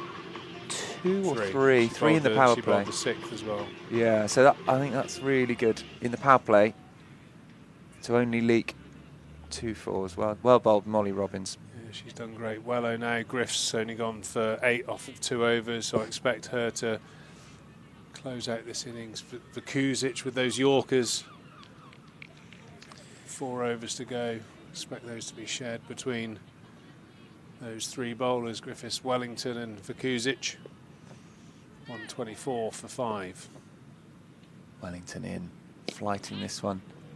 Hit down. Chance. And taken. taken. Great catch from captain for the night, Niamh Holland. Brilliant diving catch on the square. And Wellington takes a wicket. Wraith gone for 4. Yeah, just getting the top edge, trying to put it over cover, and in the end not getting anywhere near enough of it. And as you say, Holland taking a very good catch there. A player from Lowham, which is a very small village, not that far from where I was brought up, so always pleased to see Holland doing well. Yeah, dangerous player, that Wraith. 8 for 4. So, not a fun time back here in Taunton. Somerset have just got a little open door here to have a strong finish here. 6 down now. Taylor joins Harris, who's currently 14 off just 5 balls, so she's certainly shown some serious intent. Somerset will be very happy if they can keep this below 150 on a good pitch, fast outfield. Now, Millie Taylor can certainly bat, but you want Laura Harris on strike. So Taylor, for me, her option has got to be get the single. Well, she's gone over the bowler there. That's a nice little chip shot for one. That's what I said, get the single. Very confident way to start your innings. Yeah, I think that's exactly the role. You know, as long as Harris is in there, the job of the supporting batter is just to get her to face as many balls as possible. I do think she'll present chances, though, the way she's batting. She's looking to go aerial quite a lot, so the fielders need to be on their toes on the boundary. This is Harris on strike now as Wellington comes in. This is played in a similar area to that one we just saw from Millie Taylor. I think about 2, and that's well run, really well run. I'd like to see some of the fielders on the boundary, especially mid-on, just sort of give them, come in 5 yards. You know, if she really gets hold of one and it goes over the stand, that's nothing you can do about that. But it's just those ones that she doesn't time that have been dropping short of those boundary riders. Harris on strike, bit of a full toss played out into the leg side. Fielder comes around on the boundary, just the single, well fielded. And the bowler cannot see it at all there. The sun was right in her eyes as the ball came into her. I saw an amazing clip online of a baseball game in America where the fielder, I don't know what they call them in baseball, fielder lost sight of the ball completely, lost sight, had his hands up, was sort of shrugging, and the ball landed in his glove. And he had no idea where it was, and he sort of grasped it. It was like, oh, there it is. I found it. Took the catch. I think it'd be hard work to drop on with one of those. Yeah, I always think that. It's a bit of a cop-out, isn't it? Oh, they go crazy, don't they, when someone does a bare hand pickup, which is the throw-in arm, but it's like, yeah. Is it really that good? Yeah. Well, it's because they haven't seen cricket. It's kind of what we do every day. Yeah. I think that's what they were hoping, the ICC, with the Cricket World Cup being in America, is that baseball fans might see it and think, oh my goodness, actually this is high skill, this is different stuff to what we're used to. There are very skilled players obviously in baseball. Yeah, it's very much part of the different, isn't it? The American heritage, isn't it? The national game baseball. Yes. I think they're very proud of their baseball teams, and yeah, but certainly from a spectacle point of view, you'd think that there would be some crossover. I've played in the States, and there's actually an awful lot of players. Most expats, in fairness, from different parts of Asia and the West do play cricket, but an enormous amount of cricketers actually in the States. Yeah. It's Griffiths bowling this 18th over from the Triscothic stand. Then we have another Cinetech selfie. Probably a little trio of grins there on screen. Up in the gods there. It's a good spot, lovely spot. Good view up there. Harris on strike. And it'll be Griffiths to bowl the 18th. In she comes over the wicket. It's full, and it's just down the leg side. And is it going to be given as a wide? No, because the batter moved so far across her stumps. Yeah, I like that, because it's already so hard for the bowler, and she's not far away from the stumps. I mean, that's missed by a whisker. Yeah. No, I think you've got to be fair, haven't you, to the bowler. So it's a good decision from Julia Jarvis, in my opinion. Alex Griffiths gone for the long sleeve today. Quite a few of them have, actually. Maybe they don't have the option. Has that come off? Is that off the wicket keeper? Is that off the inside edge? How did that end up over there? Another inside edge into the floor. Yeah, I think Griff in particular does a lot of boundary riding, so a lot of sliding and diving. Yeah. So Cover your elbows probably up. just protecting the elbows. That was always the worst thing. If you got a grazed elbow in April, it was still with you in September because Constantly taking the scabs off. Horrible. Yeah. And obviously, in my case, it used to cost me like 30 quid's worth of tattoo every time. And so I used to cover them up with those tubey grips, didn't you? Because this is full, and it's in. I think it's hit the edge of the bat into pad. I think there was no shout for LBW, so that's why I think it must be bat into pad there. But no run, crucially. Taylor there on 1, yeah, and the more balls she faces, the happier Somerset will be. Really good little period here from Somerset, just restricting this charge. 2.5 overs to go, so one under 150 looks like it's attainable, and I think Somerset will be quite happy. Yeah, definitely, given they have that long partnership there. So he's just fallen out of Griff's pocket or something there in a run-up. Well, there goes to inspect it. Not sure what it is. Eve Holland dropped something as well. It's all going on. Oh no, that's also come out. Oh, it's the ball. She's dropped her hanky. Wellow's picked it up for her. Good teammate. Yeah, always look after your bowler, especially your fast bowlers.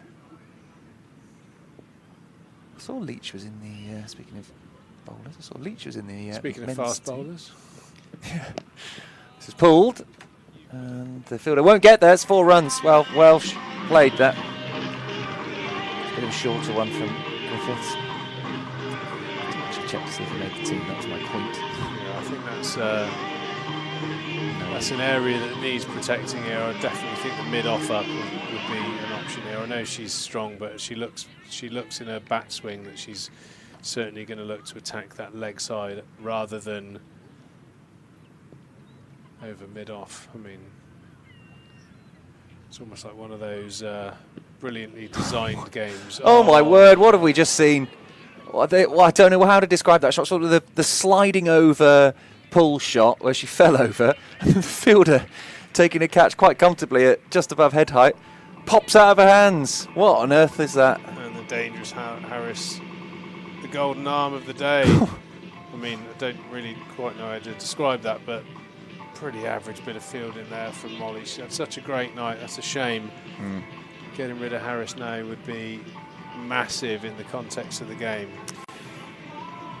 That's the end of that over. And just briefly on the men's game, Somerset and Kent have come off at Canterbury because of, well, what the BBC are calling bad light, but what I'm told is the sunshine. Yeah, too much sun. There are a couple of grounds that almost need the old square switcheroo. Just comes over that, just as it drops in between the 2 pavilions at Canterbury, it's just right in your eye lines. It is a bit of a nightmare.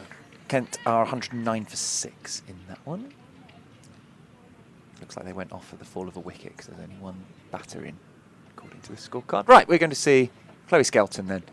There's a pull shot, no real foot movement. No need for it. Was that gone all the way? That drop already costing runs, and 6 of them, the first 6 of the innings to Harris, who has got to 29 off of just 12 deliveries, so certainly not the batter you want to drop. You might have to commentate on stuff that goes over there, because all I can see is a reflection of the I've got the Birmingham Bears team. I've got you covered. So I looked over and thought, why are all those players sprawled out on the pitch over there? It's not, it's the reflection in that window, but I struggled to see. I've always thought of you as a male model, like Zoolander, can't look left. Turn left, yeah. I can do this big one. Shot, towed straight down the throat of mid-on. I think that's Fran Wilson, who doesn't make any mistake there. Brilliant catch there from Fran. Skelton picks up her second wicket, 6 and out. It's a big wicket for Somerset. Laura Harris going. She would have loved more of the strike, I think, in that time she was at the crease. She played pretty well. What did she make in the end? Well, 13 balls, 29, striking very good. Over 200. She's pushed that run rate towards 8 and over. 141 for 7 now. Somerset will want under 150. Birmingham will want 160. Yeah, she'd been there a lot longer. Somerset could have been in some trouble, but they've taken the wicket. That was key. It's crucial, especially after that drop from Molly Molly Robbins. That very strange shot that we saw. 141 for 7 with 10 balls to go. And it'll be Hannah Baker who comes in now. Yet to see the Birmingham Bears captain, Georgia Davis. Do you think she's got to that point where she thinks, oh, I don't really fancy her? Go on then, Hannah. You go in. If you're a bowler, that's sort of your prerogative. Bowlers, captains. Say now. I'll sit this one out. Go on, you go in before me, Hannah. Scouting in. Baker driving. There'll be a throw at the stumps and had that hit. Get out the Should way. have been gone. Again, Pete, you've been making this point that the wicketkeeper or the bowler have been getting in the way of the throws to the stumps. Not sure if it's hit him, but it's definitely like Skelts has definitely sort of got a hand on it. Could have easily deflected it away from. I don't understand. Just you're in no position to get the ball back to the stumps from there. I just don't see that as a good move. Well run there by Bears. Couple added to the score. 144. Also, when you're the thrower, what do you want to look at? The target, not someone standing in front of you. Yeah. Doesn't really matter if I'm the thrower. Hit. Oh. Decided not to in the end. There was no one at the stumps in front. Here we go. Shall we have another look? Yeah, I mean, the throw wasn't hitting. But point is that she's standing in the way. Yeah. Scouting in again. Driving into extra cover. And again, there's a run, but they won't try and stop it. That's well run, those that single. That's a good over from Skelton, picking up that wicket.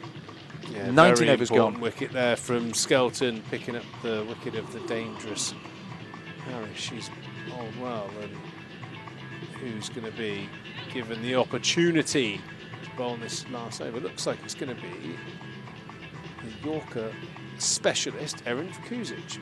Have a look at that little wiggly worm. It's relatively consistent. There's 2 wickets at the start and a cluster at the end, but a really solid partnership in the middle. Many big overs, apart from that second one from Olivia Barnes. A couple of poor deliveries and some good batting. Somerset have competed well so far. Yeah. 145. I mean, Somerset are in the game, aren't they? For sure, they'll feel that. Absolutely. They will really feel that. 150, 155 is probably par in the women's game here at Taunton, so they've certainly dragged it back to a chaseable total. But, you know, like all chases, it takes 1 or 2 players to put a partnership together, like the Birmingham Bears pair did, Callis and George. They put, you know, I don't know, 60, 70 runs on, and Somerset just have to replicate that. 63. And a Wellington icing of the cake, and Somerset will be in with a chance. Good piece of bowling again from Vukusic. Yeah, and this is the difference. When you lose Laura Harris, this final over looks very different, doesn't it, when you've got Baker and Taylor, who are good players in their own right, but it just slows things down really well, and that's why that moment was so huge, taking that wicket when they did. Good slower ball there from Vukusic, coming in at under 40 miles an hour, so a real change of pace there. She comes again over the wicket. Fired straight back at her, won't get past the infield. Oh, what a hand there from Wallow. Didn't fancy the dive, but just stuck down the paw. Beautiful pick up there. Doesn't look good if you miss it, but... no, just 2 singles though from these first 3 balls. Yeah. And that under 150 target is in range. Vukusic doesn't bowl too many bad balls, so you have to play a great shot to get runs off of her. Another one, another slower ball straight into the block hole. Brilliant stuff from Vukusic. And that's, is that a run or a leg by? It's given as a run. Yeah, a run. But 1 run, you don't really mind singles in the last over as a bowling side. 2 balls to come, 2 away from 150 here. Somerset have worked hard to get themselves back into a good position. They were 4 for 2 at one point, Birmingham Bears, then they moved on to 105 for 3. And they were looking well set, but Somerset have come back nicely. Yeah, I think they were looking at sort of a chance here. 165. So I think Somerset have saved a good 15 runs in the way that they've bowled. You know, towards I would say from sort of 13th over onwards. I think Somerset have saved a good 15 runs with some good quality bowling, some good catching, a couple of opportunities missed, but all in all, a really good fight back. 149 for 7. Last ball from Bakuzic. Will it be one of those slower balls? Yes, another slower ball. Brilliant bowling, and she's going to pick up a wicket she deserves.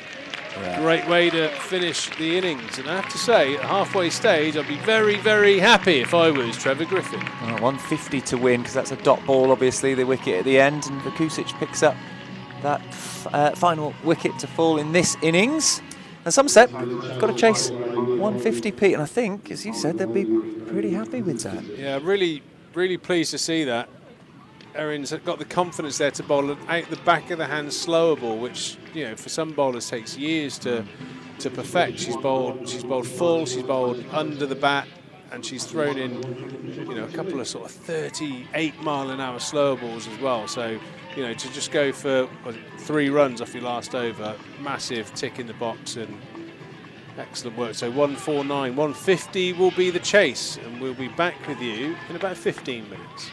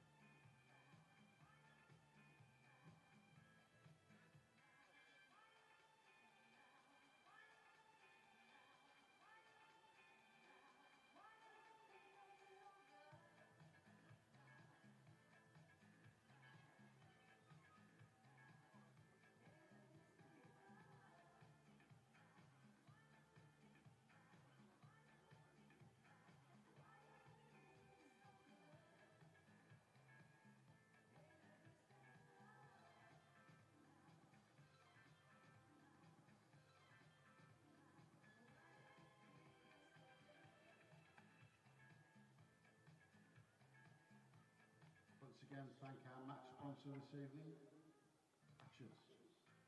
Thatchers have been at the forefront of cider making since 1904. They use their knowledge and expertise of apple varieties to produce a range of premium bottled, draft and canned cider.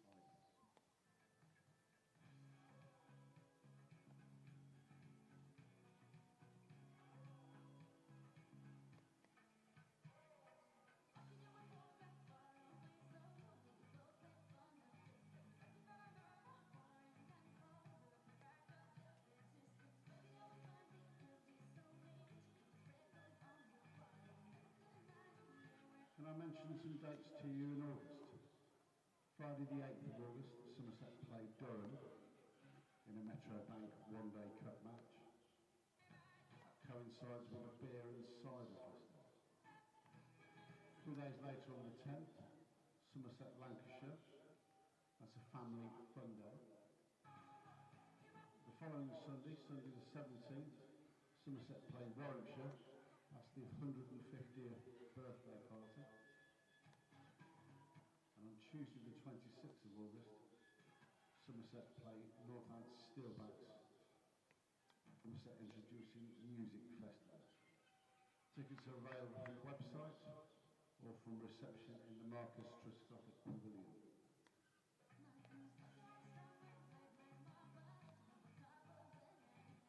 We also have an offer on half-season membership for 2025. This gives you 16 days of cricket for just £115. That's less than £8 per day. Again, more information is available from the reception in the Marcus Trescothick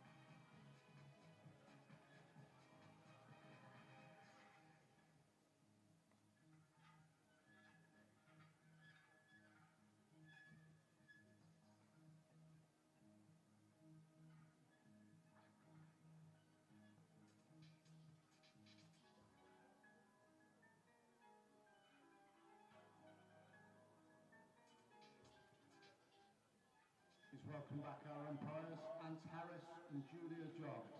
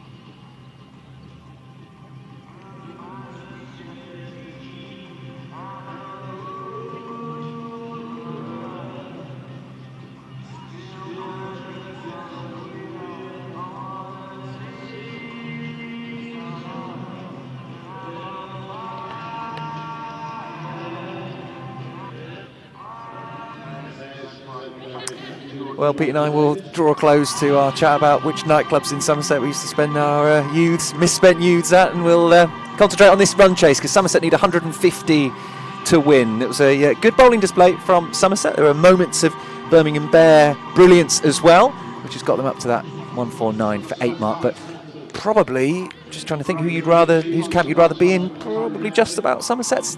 Not obvious, is it really? Well, I think going on form, it's on as even. I think if you had two teams that were flying, I think it would, like the score says to me that Somerset are the favourites. I think 155 to 165 is a roundabout par. But as I said, I think 13 overs to 20, even though a few boundaries were struck, there was quite a few dot balls, a big flurry of wickets which stalls the momentum. Somerset definitely saved themselves, I would say, somewhere in the region of 15 runs. 15 runs they don't have to chase. I think Holland and Odgers have been a really good, exciting partnership. They haven't quite kicked on. They've got some really exciting sort of like 20s and 30s. Can one of them really push on and put a substantial knock in? I mean, the ideal blueprint for this game is one of the top 4 will score 50 and girls can go in and bat around them and Somerset will walk this if that happens. But one of those top 4 getting in and making it count is the key. Can that be Bex Odgers, who faces the first ball by coming forwards and defending off the first delivery? Somerset desperate to get another win. They've only had one so far in this competition. Big sweep shot. There is a fielder in the deep. Will she get there? Yes. In the end, it's just a single because it's so well struck. I think one of the points of difference from what I've seen this season as well, I thought the Birmingham Bears running between the wickets was fantastic. Yeah.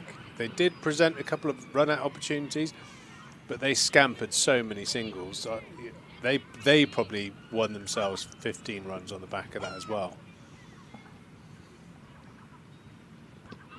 An attempted sweep shot, missing it this time is Niamh Holland, her first delivery she's faced, the new captain of this Somerset side. Phoebe Brett coming in again, the left armour. This is a better sweep shot, but there is a fielder at short flying leg who collects it, so no run there.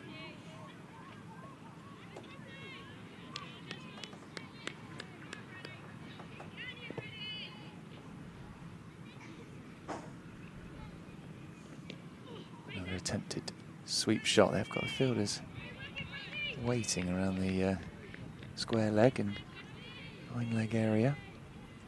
Holland not really being able to nail any of these so far. Final ball of this over.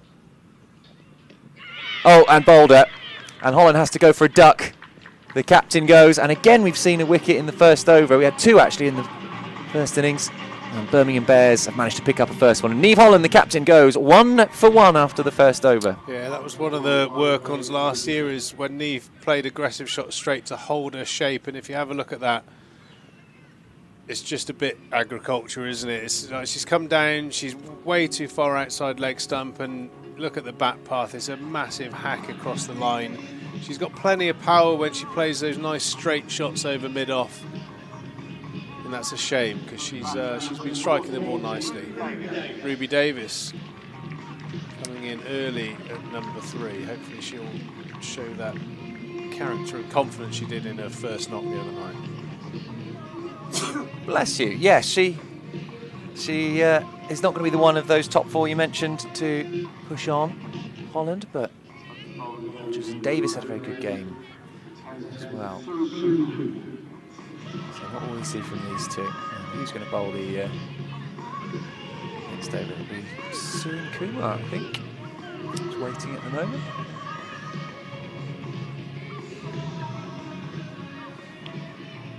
Just takes a look around her. Long shadows on the field now, just about to get to the pitch itself. Here comes Surin Kumar, the right armour. Let's go. He's playing a miss from Bex Odgers. Somerset struggling to lay back on ball here. As Pete said, 1 innings of 50. Probably good enough. At a good enough pace.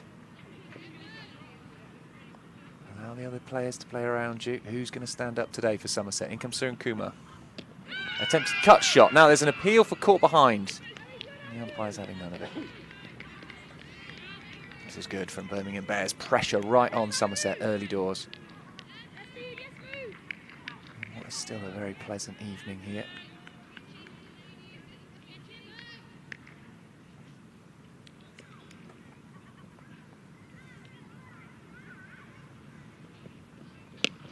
This has been hit down the ground, will land just about safe. There's no run from it. Somerset struggling here.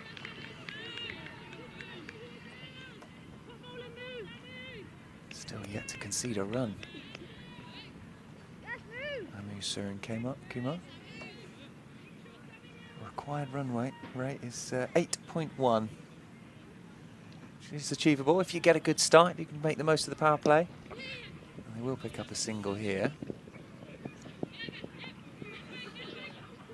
A mix-up in the field, but no damage done to the scoreboard. No extra runs because of the bit of indecision there as to who was going to pick up the ball. 2 for 1 now, the score. But Somerset just need to focus on getting as good a start as they can, despite that early wicket.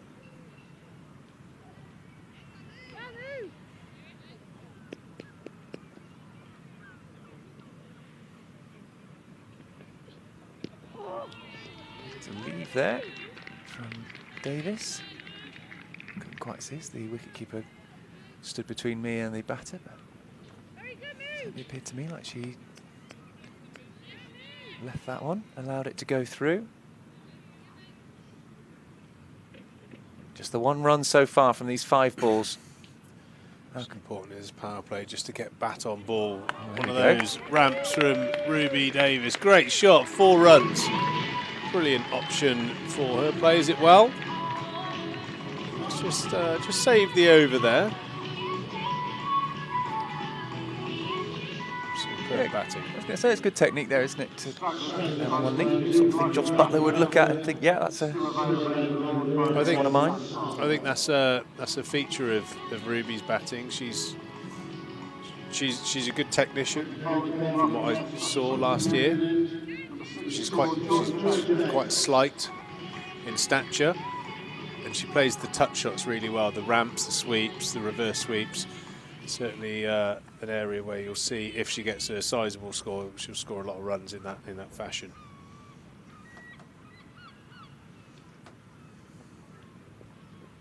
Odgers sweep shot. It's big. It's in the air and will be dropped. Could have been taken. Should have been taken, really.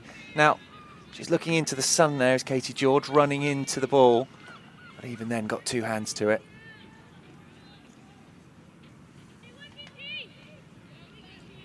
Yeah, big opportunity there for the Bears to pick up an important scalp, put down.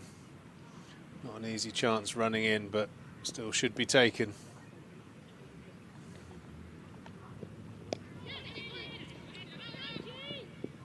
Single there. Oh, throw is fired in. Luckily for them, no extra runs from it.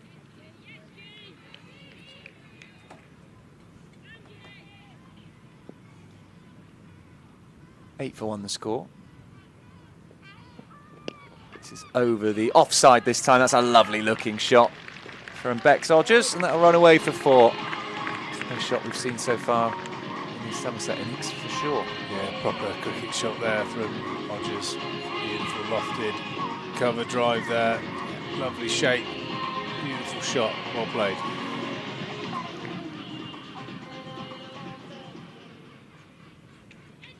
That's the thing in the power play when you've got minimal fielders outside the ring, just the two. It's just important you get bat on ball, find the gaps. Another one, hit square. Not going to be a boundary, but another 2. Just keep the runs flowing. Yeah, better from Somerset now. A bit more confidence in their shots. This feeling bat on ball will help.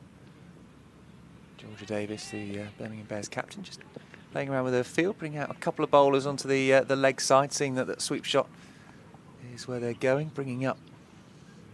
Odgers strong down the ground. There's no one out. Oh, he's unable to make the most of that one.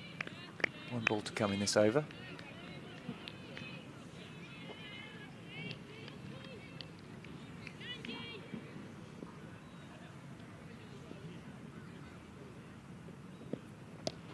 Trying to find a gap between mid-on and mid-wicket, but can't do it. And that's the end of a good over, but those sort of shots as well. Those sort of shots there all through the innings. Birmingham Bears were just setting off and running, picking up those singles.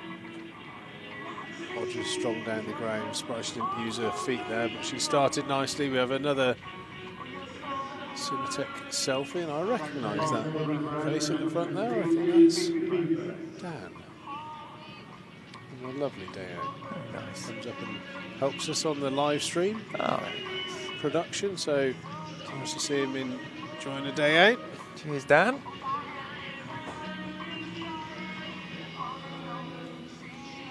If you're in the ground and fancy getting involved, then please do that for this Cinetech selfie. We'd love to see your pics on this sunny Friday evening. He's great. For me, this is the days you've got to remember. In the depths of winter, you've got to think, do you know what? These are the days. Warm sunshine, lovely evening, bit of cricket on. That's what it's all about for me.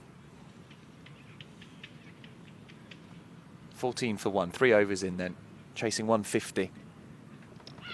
And I think Davis has played it onto her own stumps. They'll have to see the replay, but trying to reverse sort of pull shot. And in the end, not coming off, and Somerset lose another one early. 14 for 2 the score. Yeah, just on the angle there, the left arm wide of the crease, angling in towards that off stump. Ruby's gone for the reverse sweep.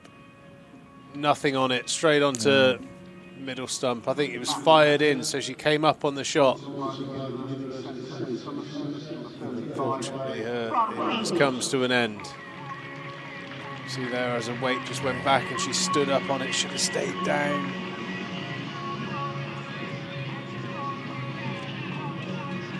Fran Wilson will make her way to the crease.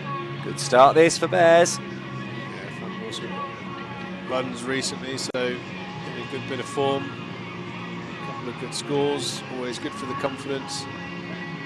Plays all around the ground. Not afraid to use her feet to the spinner. Expect to see plenty of moving around the crease from Fran Wilson.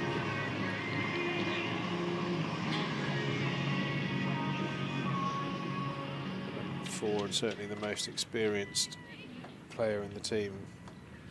Somerset will need a performance from her tonight if this 150 is going to be chased. 14 for 2, not the start Somerset wanted.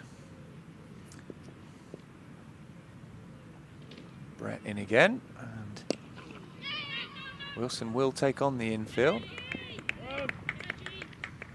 She's quick though. That was a hat-trick ball, wicket on the last of the yes. first over and first of the second over. Very well Not spotted. to be though, well played by Fran Wilson. Gets herself off the mark. Odgers on strike. Well spotted, always tricky when it's across 2 overs. Well done. Here comes Brett again. Another sweep shot, well connected with, and that will go for 4. So boundary for Odgers, who's a bit more comfortable out there now. It certainly looks like that's a favoured scoring area. The sweep shot off the spinners. Wouldn't surprise me if that mid-on comes up, the square leg goes back, but ask her to go again. Will she go again? She does. Doesn't connect. Half an appeal. Looks like that one hit her high on the body, probably going over the stumps. Yeah, all close. Yeah, not far away.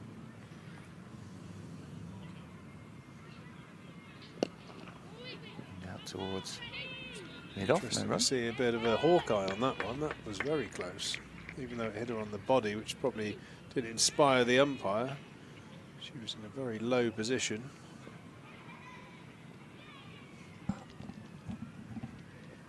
Sweeping again, under-edged. Might just find a gap between the two fielders. No, it doesn't. So just the single. Benefit of batting second is you know what you're aiming for, isn't it? LBW pitches on. Let's have a look. Middle, straightens. Oof, it's very close. Maybe just clipping the top of the leg bail, so fair that there wasn't too much enthusiasm about it, but yeah, I think umpire's call. Trigo's call. Umpire Trigo. Now there's a terrifying prospect. Well, Somerset had one in the first ball of the start of this game. It was a little bit iffy. I think that one was probably closer. You could do that one, Charlie. Well, thank you, Pump Supplies. Electric submersible pumps and pipework hire sales service, of course. Dams and wells and all that kind of stuff. Is like it? Industrial size pump solutions. Full toss, just fired straight to the mid-off fielder. Yeah, I've not got any personal need for that, but if I did, you know where to go.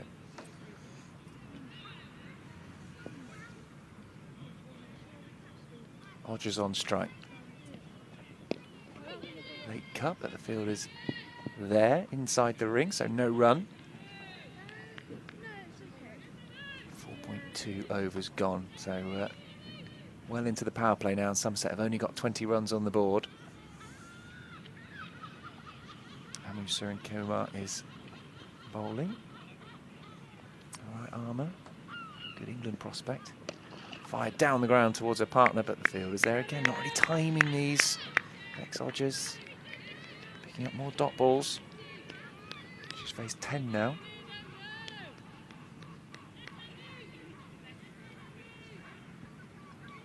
130 runs still needed. Surin-Kumar starts off in the shade, bowling in the direct sunlight. It's driven straight to her. That's a good shot. Will it be cut off? Yeah, nice bit of fielding that. Oh dear, Perrin's hit her head, I think. She's gone down afterwards. They might bring a physio on. Physio's already coming on there. It looks like she's just hit her head as she went down. It was a brilliant bit of fielding, but she got to her feet and then went straight down. Yeah, that's a great piece of fielding. It looked like she hit the ground pretty heavy. Good news is she's back on her feet. Especially if it was anywhere near that sort of advertising mat there. You don't slide across it. You kind of like dig in a little bit. No, she's fine. I've commentated on a match where she got hit on the head while she was batting and had to go off. Got subbed, concussion subbed, but I've decided she's okay here. Well, the way she went down after hitting her head, it was like a scene from Saving Private Ryan. It was a bit concerning the way she sort of fell down, but she's bounced back up, fair play. She's ready for action and a stunning piece of fielding, quick across the ground. Great bit of work. Yeah, it was worrying, wasn't it, when you see a player go down like that in any sport, any situation. But she's back on her feet. She's ready to go.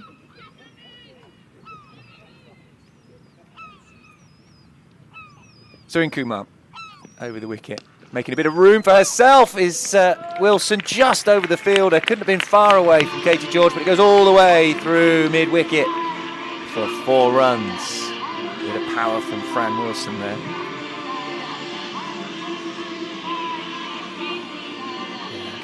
watched it just over her head, reaching out. Didn't get there. Difficult in that position as well, where George is fielding, because you have got the sun that she's looking into when she looks at the batter, so probably doesn't help. 25 for 2 now, a bit more healthy score. Again, Wilson trying to give herself room on the leg side. That'd be given as a wide. So obviously the umpire, this is Julia Jarvis again, who decided in the first innings that similarly, when a batter made a bit of room for herself, she didn't give it as a wide, so obviously she felt that one was wide enough down the leg side to give it, so she'll have to bowl it again.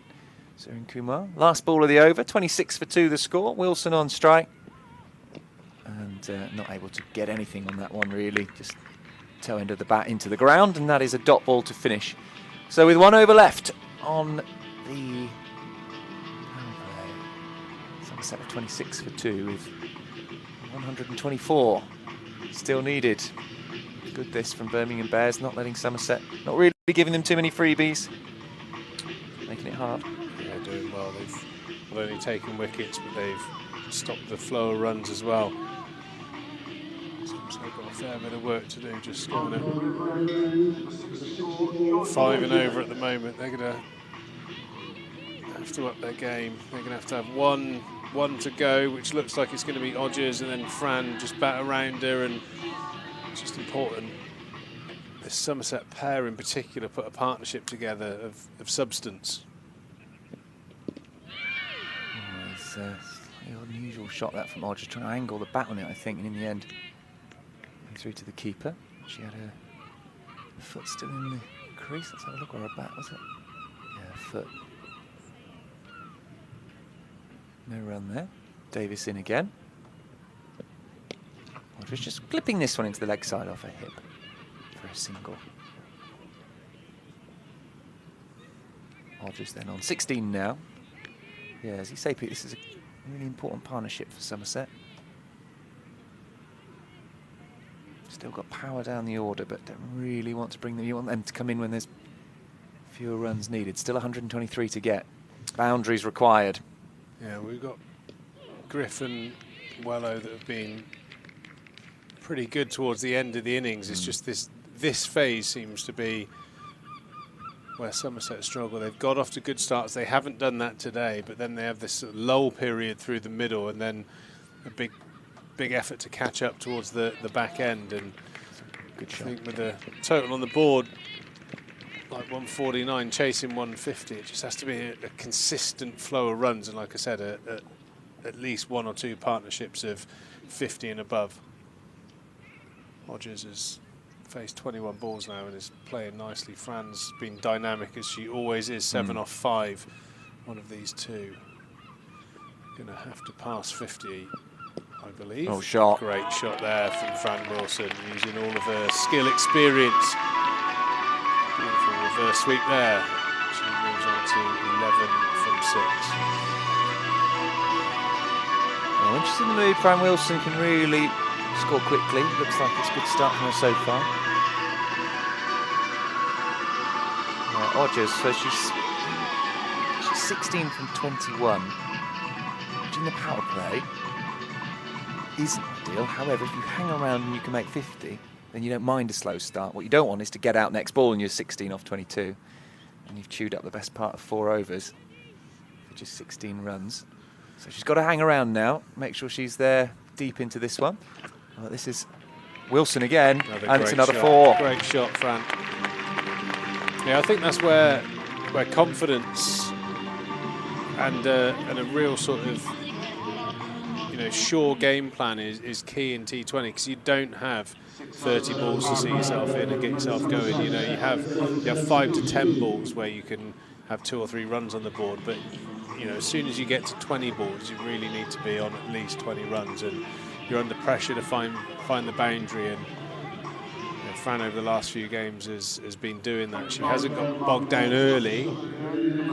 As we've just seen there, she's picked up a couple of boundaries, and all of a sudden, you can see the opposition start to fear what she's doing. Great start from Fran, 15 off 7, striking at over 200. Run rates 8 and over, and Somerset currently going at 6. So a couple of big overs, and Somerset certainly back on track, but it needs to be consistent. Baker in. Sweep shot. There's a big gap out there. Will this reach the boundary? It could do. It should do. It will just about get there. It's a really good effort in the deep. Is that Sun Kumar? I think who's made a good effort, but not enough. Another boundary. Odgers moves to 20. Score 41 for 2. Just a quick look while we're waiting for this. They have managed to resume at Canterbury. And Kent have finished on 137 for 8. Somerset require 138. That's the men's game going on at Canterbury. The women's game, meanwhile, Odgers is hitting this one into the air safely for a single. Through the leg side. I think Somerset would fancy their chances, the men's side there, chasing that down, getting another win on the board. They are absolutely flying this season. Of course, Kent are a good side though. Keep you posted on that one while we watch this one. 42 for 2. Looping delivery from Baker.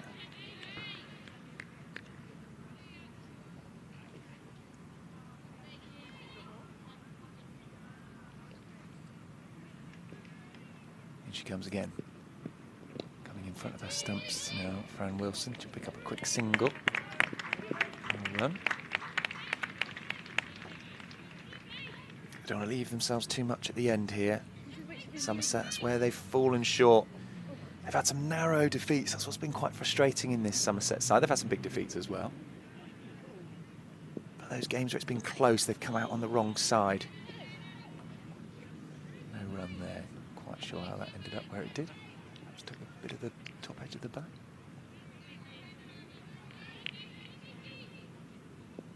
Long shadows now across the ground. Down the ground. Oh, what a catch! What a brilliant catch to get rid of Bex Odgers. Hannah Baker, that is absolutely brilliant reflexes. And a moment that's huge in this game. Odgers was looking well set. Yeah, that's a key wicket. A little bit on the half edge, but always taking return catches once you bowled, and bowler's done very well. Picks up a first wicket.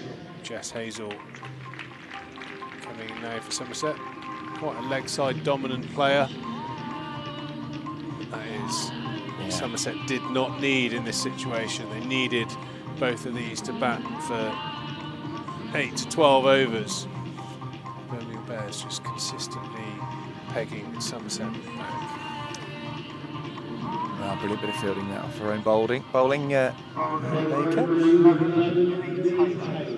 Well, I said there for Odgers, she's got to hang around. She's finished on 21 off 25. She's been there through the power play. It's not really a score that has happened quick enough. And she needed to hang around and sort of push the run rate up a bit there. Her strike rate. I think it was impressive from the Birmingham Bears. Even though they lost wickets, they just continued to score at, 7, 8 and over, and it doesn't seem quite as damaging when you lose a couple of wickets when the run rate's healthy. If your run rate is down and you lose wickets, it's sort of compounded where you are in the game. But Jess Hazel got a runnable 38 a few games ago, so she's got a little bit of form and certainly needs to put in a performance tonight. They've put a mid-wicket in, so they've done their research because she's quite strong on the leg side. It's the quite unusual action of Millie Taylor. I've enjoyed watching her bowl Paul a few Adams. times. Yeah. About her sort of bowls in quite a funny position. Arm gets sort of around the back of her head. Kind of up there, yeah. Might need the old chiropractor. A little bit Callum Parkinson as well. That's just, oh, there's a mix-up. There's a mix-up. Could be a run out. Gone. Direct hit. And Fran Wilson has to go. There's just not a run there. Not a run there. I don't know what Fran's thinking. Straight to the fielder, who made no mistake. What a good bit of fielding as well. But yeah, it just doesn't feel like there's a single there, especially not for the batter, who quite rightly, I think, said no. That's the difference there. Somerset had 2 or 3 opportunities like that, didn't hit the stumps, and first time.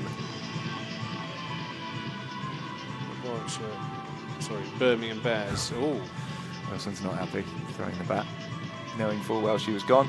Couldn't do that at Wimbledon, could you? Throw the old racket. That's some sort of violation, isn't it? Yeah. Who was it?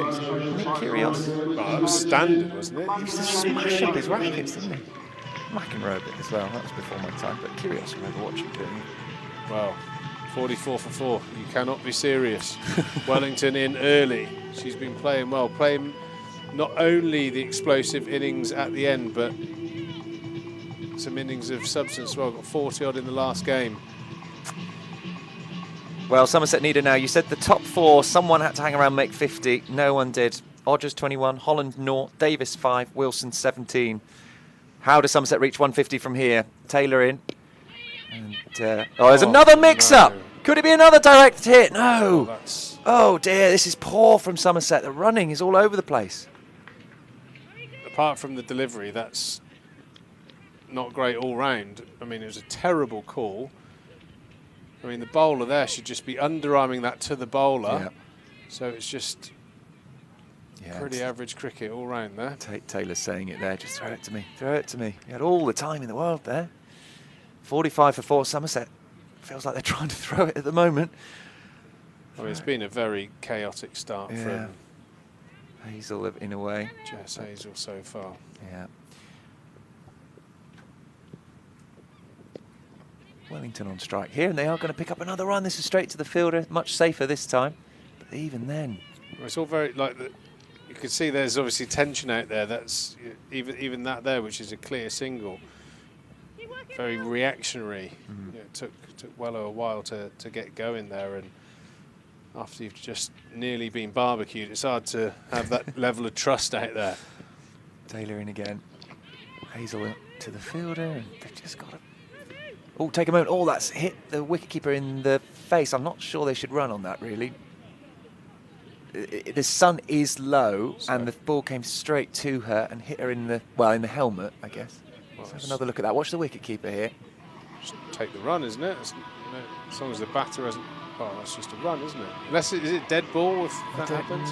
I don't know. They've decided not to. Obviously, they did play a shot off it, so they could, within the laws of the game, could have done. I wonder if they felt perhaps that was a bit unfair, given that the sun was so low.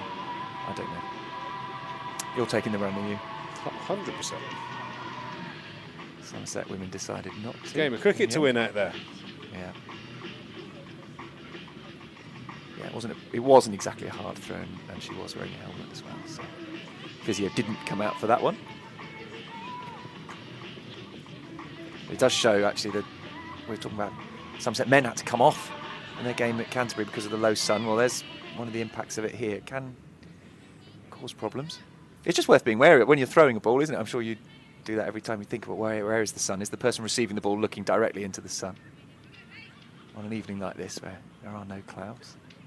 Wellington's on strike. Perhaps she turned down the single because she fancied the strike. Reverse sweep, and she's nailed it, but it's gone straight to the fielder. Oh, another mix-up, potentially. No. Two batters at one end, and the throw's poor.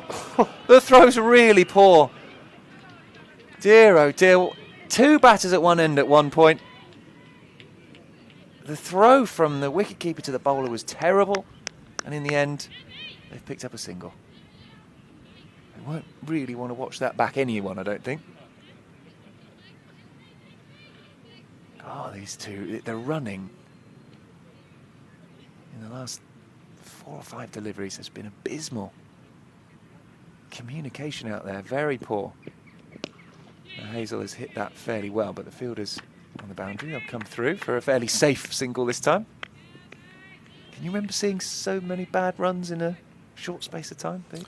I mean, the last 2, whatever you want to call them, never seen anything like it. No. I mean, it's just 2 easy run-outs to execute, and it's just everyone seems to have lost their mind a little bit at the moment. I mean, after, I suppose the Birmingham Bears must be in a state of shock. They're being presented with opportunities like that, and there's a bit of confusion at what's going on because the batters.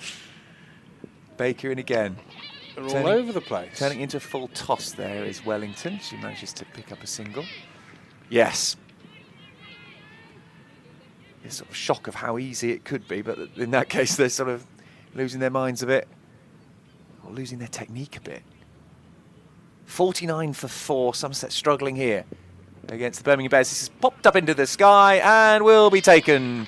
And Jess Hazel, with one of the most unusual innings I can remember seeing, could have been involved in about 3 run-outs. In the end, pops one up and is taken. And the score is 49 for 5, and Somerset staring down the barrel of another defeat in the T20 competition. Still need 101 runs to win, and 5 wickets now down. Have another look at that one. Just a bit of turn there. Great shot. Ends up in a really bad position. Just a bit of half-hearted, not quite nailing what she was trying to do. You could describe her whole innings like that, really. Yeah, I think some days just aren't your day, and maybe that combination wasn't going to work. Griff and Wello have a good understanding, and they've done some great things at the end. I think my gut feeling is they're going to be too far out at this stage to really get close to that 150, but these two, if they bat together for 8 overs, they'll have a chance, but massively tall order. And the last 3 or 4 overs of Somerset have just gifted Birmingham Bears this game through communication, poor shot selection. I suppose it's what happens when you get sort of inexperienced players in that don't really have a game plan. If you bowl well, they don't score, and instantly there's a change of momentum. Griff going to the sweep shot, executing well, played a lot more games than the batters that have come in previously, and hopefully we'll see a boost in that scoring rate. Well, if these two can hang around, they'll score quickly. The problem is, if they don't hang around, then we're already 5 wickets down, and it's going to be a long way back for Somerset. But if these two have got the power, wonder whether Wellington could have taken a bit more of a almost like I think role the men started was the same because of the situation of the league. Now the innings, because of the situation they're in, they're under no pressure now. They could just play with some level of freedom. Another great shot there from Wellington. Seen plenty of it. She's the standout cricketer for Somerset this season. Wellington, another boundary. Just needs some support. Yeah, clubbed down the ground nicely. Just there's a nice big gap there. Aim for those. So as I say, these two, if they can hang around, Somerset, not dead and buried just yet, but the priest has been called for the last rites, put it that way. Down the ground again. We need to cancel the priest. That one has gone all the way. It's another good attempt on the boundary, but not quite enough to haul it in. Sue again on the boundary. She's got a tough job sweeping that, quite a large bit of the boundary. Managed to get a decent amount on it.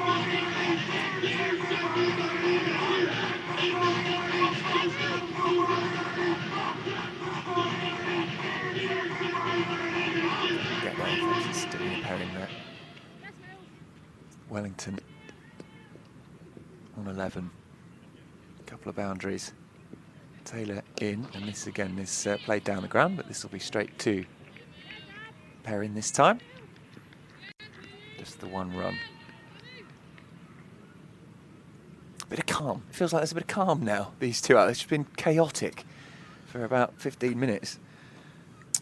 Yeah, like I said, I think one of the keys to being a one-day cricketer is having something like a game plan to rotate the strike, to score, and your boundary options. And in fairness, Somerset have got a lot of inexperienced cricketers that probably haven't quite got there yet, and it shows. Birmingham were in a similar situation. Players coming in with a little bit more nous, a little bit more knowledge of where they score, and they executed their game plan and kept the scoreboard ticking over. Whereas a number of our batters coming in, not only are they sort of under pressure because they don't have a game plan, they don't know how to rotate the strike, they don't know certain shots that they're good at, they haven't learnt that in volumes of games and nets. then all of a sudden when they do hit one, then there's the panic element of I've hit it, I must run because I've faced 3 dot balls. And I think that's probably what Jess is feeling there. She understands she's under pressure. And another one gone. Griffiths has to go. She drags herself off. She's missed one. Playing across the line again, sweeping. Birmingham Bears have taken 6 wickets with Somerset on only 62. I think if you have a look there, look at, she's very upright in the way she sweeps. The good sweepers, they get a lot lower and actually sweep the bat horizontally along the ground, whereas her bat angle there is sort of coming down on the ball, so your timing's got to be a lot crisper, if you like. You give yourself margin for error when you get lower and the bat comes low to low instead of high to low. So if you've got that high to low angle there that we just saw there, so that means you've got to meet the ball at the perfect time. If you're low to low, you've got the whole length of the bat to sweep the ball, hence the name sweep shot.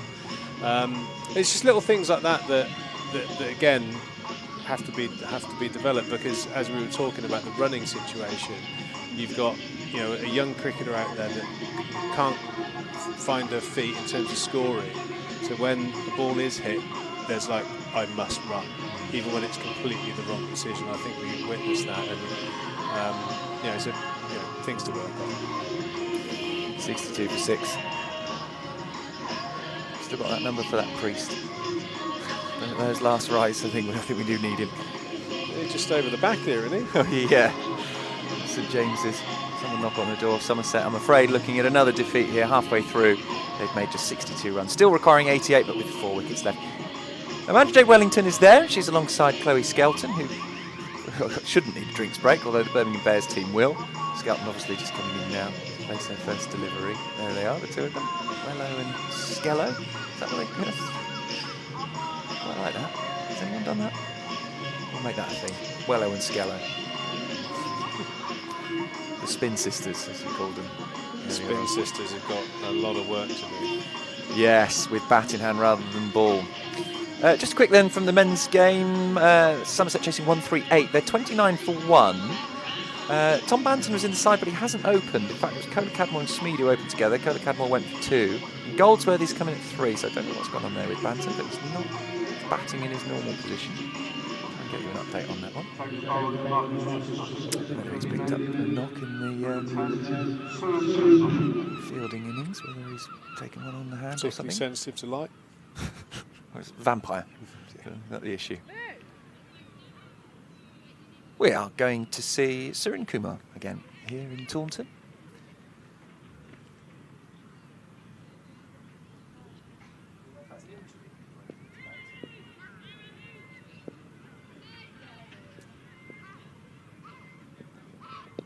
Cut shot from Wellington.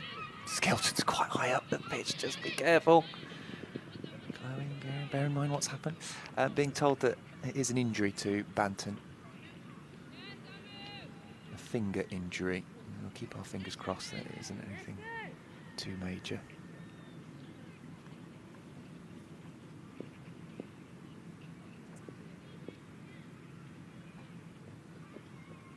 Full toss.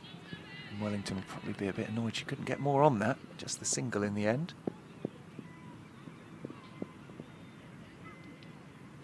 Score moves to 63 for 6. And Skelton comes on to face her first ball. Glamorgan are flying recently. They're making their way up the table in the men's game. They've set Surrey 223 to win. That's no mean feat. At the Oval as well. Very good score. Surrey 63 for 3 in reply. A lot of games on, being a Friday night. Surin Kumar in, another full toss and driven into the covers but stopped in the infield, no run. Yeah, Skelton's a very capable player, plays predominantly through the offside. She's a real good driver, cutter. So if the Warwickshire Birmingham Bears bowlers bowl outside off stump, she will certainly have scoring opportunities like that one there, very nicely played out onto the offside. It's a bit of a habit, isn't it? I've got here calling them Warwickshire. It's just ingrained. Yeah. Yorkshire have made 236 for 6. Bairstow 116. They lost 4 wickets in the last over. What a strange scorecard that is. 234 for 2 to 236 for 6. Bit of a collapse, really. Another full toss. Fired straight to the fielder, though, again. Wellington can't find that gap. It's begging to be hit, but straight to the fielder, and Somerset struggling to move the score on much here. 64 for 6. 9 overs to go. The run rate is 9.4, which is achievable. But you need to be hitting at least one boundary in an over.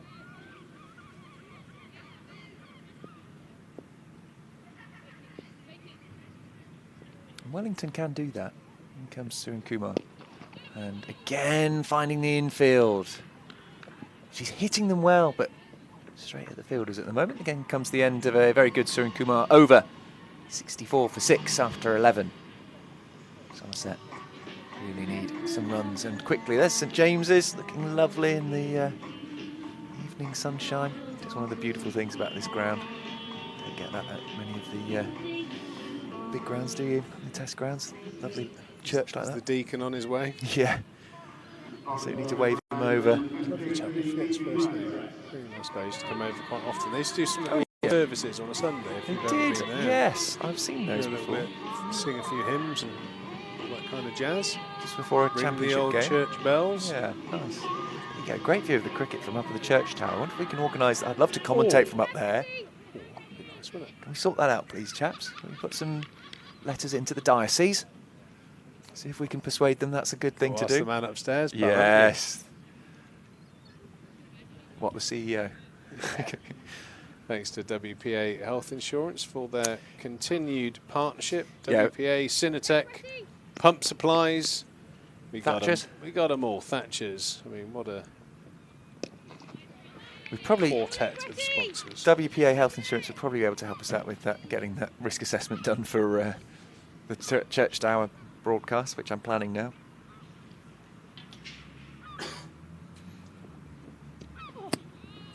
It's going to be down Certainly the next side. challenge their production team. Yeah, just put I some. wonder what the Wi-Fi's like up there. Yeah, Really good. they'll have Wi-Fi. Churches have got Wi-Fi these days, haven't they? We just need some long wires, that's all. In the air, just out of the reach of the bowler, Phoebe Brett. No runs being scored now. Somerset grinding to a halt. You haven't had your muffin yet, Charlie. Oh, I haven't had my muffin. Give I'll that a go. save that. Well, I've got a pie yet. Pie's got to go first. Full toss. And again, Skelton can't make any use of it. And Birmingham Bears getting away with these full tosses. They're not, I wouldn't say they're bowling at their absolute best here, Birmingham, but Somerset just cannot get them away. Little chat in the middle between Amanda Jade and Chloe. Two batters. In comes Brett. Left armour, and this time Skelton does find a bit of a gap. She's pushing it slightly squarer. And they come through for a single.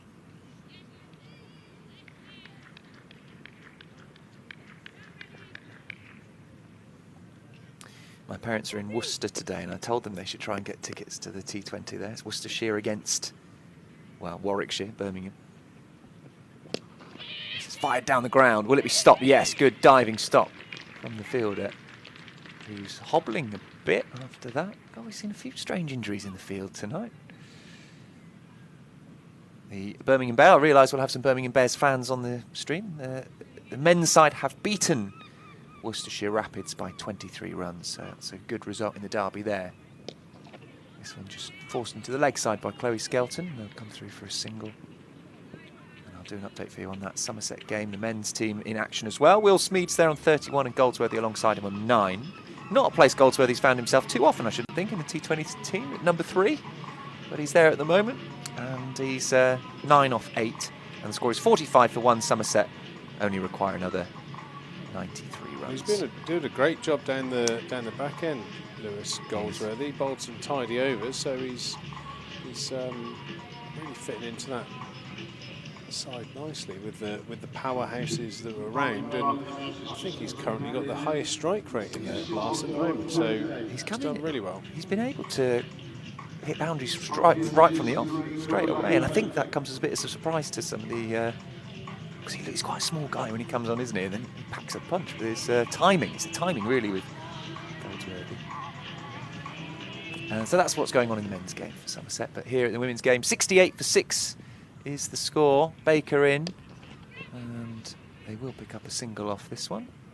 Skelton running down the wicket, bringing Amanda Jade Wellington on strike. 81 needed, run rate now over 10. 10.3 is the required rate per over. Shadows across pretty much the whole field now. A little bit left just in front of us of sunshine. In comes Baker over the wicket. Good shot that from Wellington. What's that? A bit of a bobble in the ground.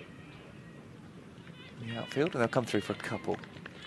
If Wellington can take up most of the strike, she might find that rhythm comes to her. She starts picking the gaps a bit better.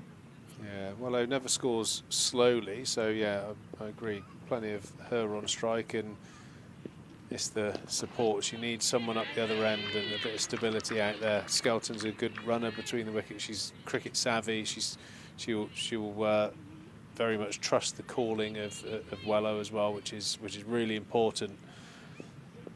Yeah, but they're probably going to have to together score at least. Sure, that's a great option. 60 of the 79 runs to win, and they're going to have to do it in quick time. But Wello can go on a charge. You know, it's not unlike her to hit 4 or 5 boundaries in very short time. That's certainly what's needed here tonight. It's a better option. That previous ball where she's reverse sweeping, got 2 fielders back at the square on the leg side who are waiting for that shot. There's no run there, but she's picked up one off that one, which means, assuming that this is either a dot ball or an even number of runs, then she'll keep the strike for the next over. Skelton, not that I think she's farming the strike yet, but just an added bonus. Somerset probably do want her on strike a bit more, even though Chloe Skelton is not the worst batter. That's a lovely shot there, really good. And they'll think about 2. In the end, it's just the 1. So in the end, it's Chloe Skelton who keeps the strike. 73 for 6 after 13 overs. Somerset still not even halfway through the runs yet. 13 overs in out of 20, so do the maths yourself. 11 exactly needed off these last 7 overs. That's not going to be easy. No, plenty of work to be done there.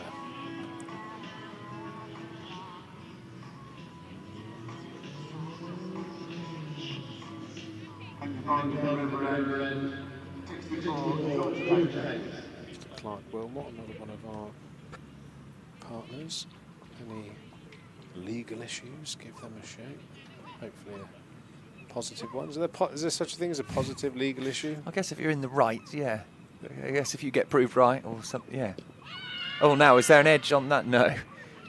It sounds expensive, lawyers. Just the word sounds expensive, doesn't it? It's going to be more expensive than not needing them, I think. Yeah, if you're trying to save money. Hourly rate, the old lawyers, aren't they? But Clark Wilmot, they're good at what they do. Well, yeah, I mean, if you need legal help, you want someone who's good at what they do, really.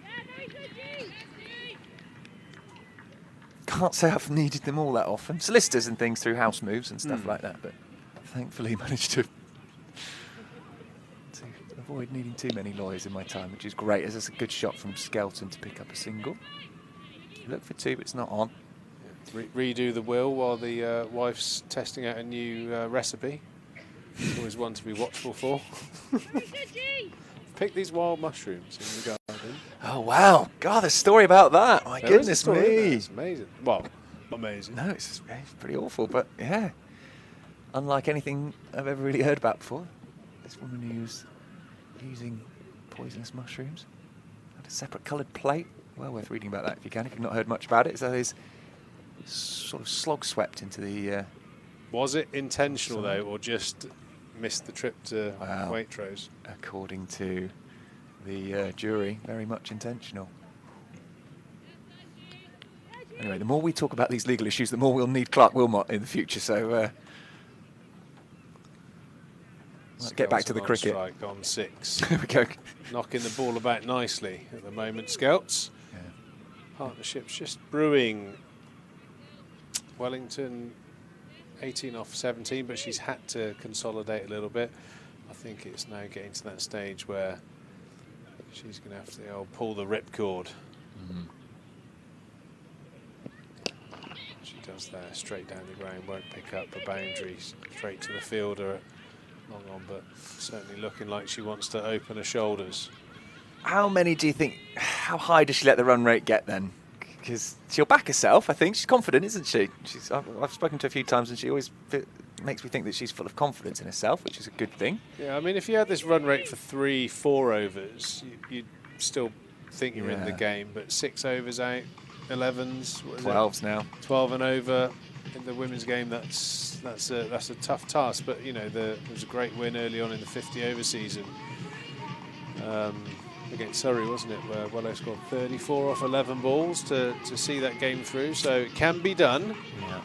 Thanks to Brown and Brown. Insure yourself. Property, car, business in particular. Brown and Brown, previously Hygos. Oh, I didn't know that. Yeah, they had a big rebranding. Did not know that.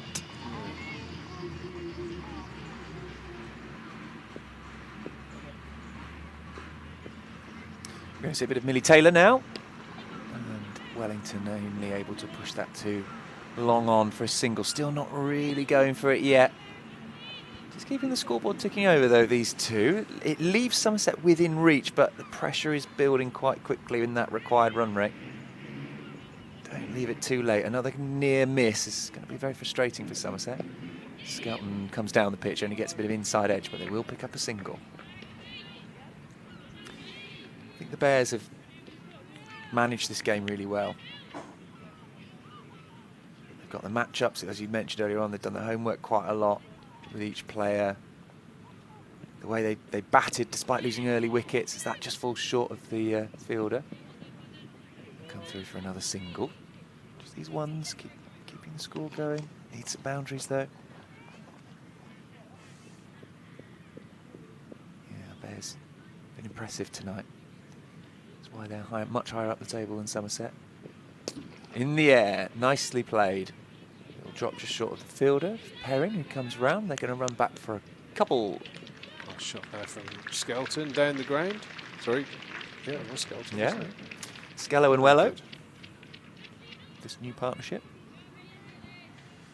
Yeah, I could have done with this a little bit early on. I actually think, you know, even if Somerset make this a near miss, it will be a good effort from the position they're in at the moment. That's a dot ball. At the moment, Birmingham Bears, apart from those early Robinson wickets, have just controlled the game nicely. They batted smart, they batted with some power, lost some wickets at the end. I thought Somerset fought back, but they gave away that little advantage they gave themselves within the first 6 overs of this innings, unfortunately. Wellow's lost a bat, scampered home. I was expecting to see the old Independence Day dive. Towards the back end, but she manages to scamper back there. Nat Wraith picks it up and gives it to her. Oh, she's got a clonk on the helmet for her work as well. We've got an offer on down the road. Virtue, all of their dealerships across the country, in particular the one at Bridgewater, 500 quid off any used car and an extra 500 quid for your part exchange. That's definitely an offer worth taking up if you're getting itchy feet in whatever you're driving. I know you get the tendency to try and change my car all the time, but You were talking to me about this last week. You no progress on that front at the moment. well, we're You're having a look. we're having a conversation, Of course, I'll have a look. but you know, it's like tight, aren't I? In my experience, no, I don't think you are actually. Oh, I did buy you a latte last week. You didn't I? did. So it's You did. pretty good. Mind you, I'm going to save so much money on haircuts. Great shot there from Wellow down the wicket, full toss, and belted through wide mid-wicket for a much-needed boundary. We definitely need a Wellow and Skello blast-off. That could be the catalyst. Oh, a bit of Scooter. DJ Scooter, Ecuador. He actually did some bangers, didn't he? Yeah. Back in the 90s, late isn't it? 90s, Yeah, early late 2000s. Yeah. Attempted sweep shot, doesn't get it. Yeah, what was that? That's Prodigal Son or something like that was the one real there was. banger. Is that the Logical Song? Logical Song, that's it. By It's close. Supertramp. Is that right? No, Logical Song was Scooter. I But got it wrong. Oh, what good a shot there from Wellington. A hard, flat sweep straight out the middle of that bat. And she's just picked up her scoring rate on to 29. She is very much the last Jedi out there. Can she get us over the line? So what, Skeleton's a sort of young Padawan, isn't she? So she Yoda. Where are we? I don't think she's Yoda. Not sure she'd like that. No. Grogu. Grogu, yeah, the baby Yoda. Oh, premeditated. Clears room. Another boundary incoming. Wellington, when she starts moving around the crease, she's very hard to bowl at. And I think if I was out there, if I was the Skello to the Wello, I'd be saying, you keep going, girl.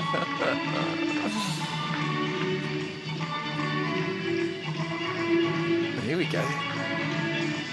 Good interest now. Fans beginning to think maybe if Wello stays out there and if Skello stays with her, who knows? 53 needed off 4.2 overs. Yeah, the little burst there has made it game on. If Wello bats through, I think Somerset will be in with something like a chance. Oh, she's gone.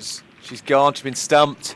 She went far across her to the leg side. And in the end, she had to hit the ball, and she didn't. And it went through to the keeper, and the bails came off, and that is the end, probably of Somerset's chances, but certainly of Amanda Jade Wellington's innings, just when it was getting good.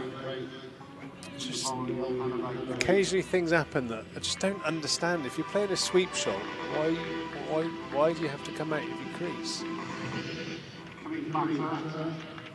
I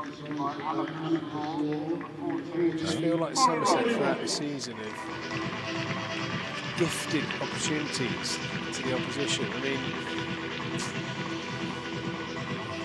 Doesn't look great on the replay, does it? You come down the wicket to play a shot with a straight bat, or you stay in your crease and play the sweep shot. And she somehow managed to try both of them at the same time, and it's such a shame because I think that's one of the sort of head scratches. Wello's been great for Somerset, don't get me wrong, and she's got us over the line in a couple of games. But you seem to have these sort of like brain fade kind of moments with her, where she's got the game in the grasp of her hand, and something like that will happen, and it's such a shame because I really think that she could be a 4-5 batter if she could just get that part of her game a little bit better, be a bit more clinical. Such a good player. Molly Robbins into the attacker, wide ball. Molly can hit a clean ball. She's a good striker. Tall girl, levers. Required run rate's 12.5 there. That's a big ask coming in.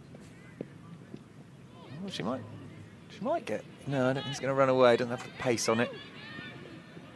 A bit of a mix-up. Somerset again causing issues. The running. Skelton was down the wicket saying, "Come on, come through, get that second run." But Robin said, "No, thank you." So with 4 overs to go, Somerset need 51 runs at a run rate of 12.8. If Somerset win this, we're about to have some pretty entertaining overs coming up. Yeah, I mean, everyone coming in now has got a license to thrill, really, and there's no point in trying to do anything run rate wise. Somerset so far adrift in the league table, so an opportunity for the batters just to express themselves. They might see it a different way, but it'd be good if they could play some shots and get some confidence that way. Well, Robin's that's something I am very envious of, a green lawn. Yeah, mine's Green not Thumb, green. another one of our partners. It must have something to do with our outfield. It's so lush and green. Mine looks like a barren oasis at the moment. It's kind of very Serengeti-like. Oh, is it? But then again, I don't do any gardening, so it's kind of you reap what you sow. I've got my little wilding area, as we were discussing earlier. Oh, that's a pull shot. Could be a 4. Will be. Great shot that from Molly Robbins. Moles, very good. Just taking a leaf out of Amanda Jade Wellington's book. 40 total, and so they reach 100, 103 for 7 in the 17th over. Hasn't gone to plan this game for Somerset. They would have been fairly happy at the halfway stage, but lots of early wickets caused problems as this is fired down the ground. Swished at by Molly Robbins, will pick up just the single, brings Chloe Skelton on strike. She's on 12 from 17 deliveries. 20 balls to go. 46 runs needed. In comes Taylor, full toss. Skelton will get it past the infield, but it'll only be a single. Robbins now is alert and wants the second one, but definitely wasn't on. So what will Somerset take away from this one then? Obviously the league isn't going to plan for them, they're not going to qualify, but lots of lessons to take, Pete.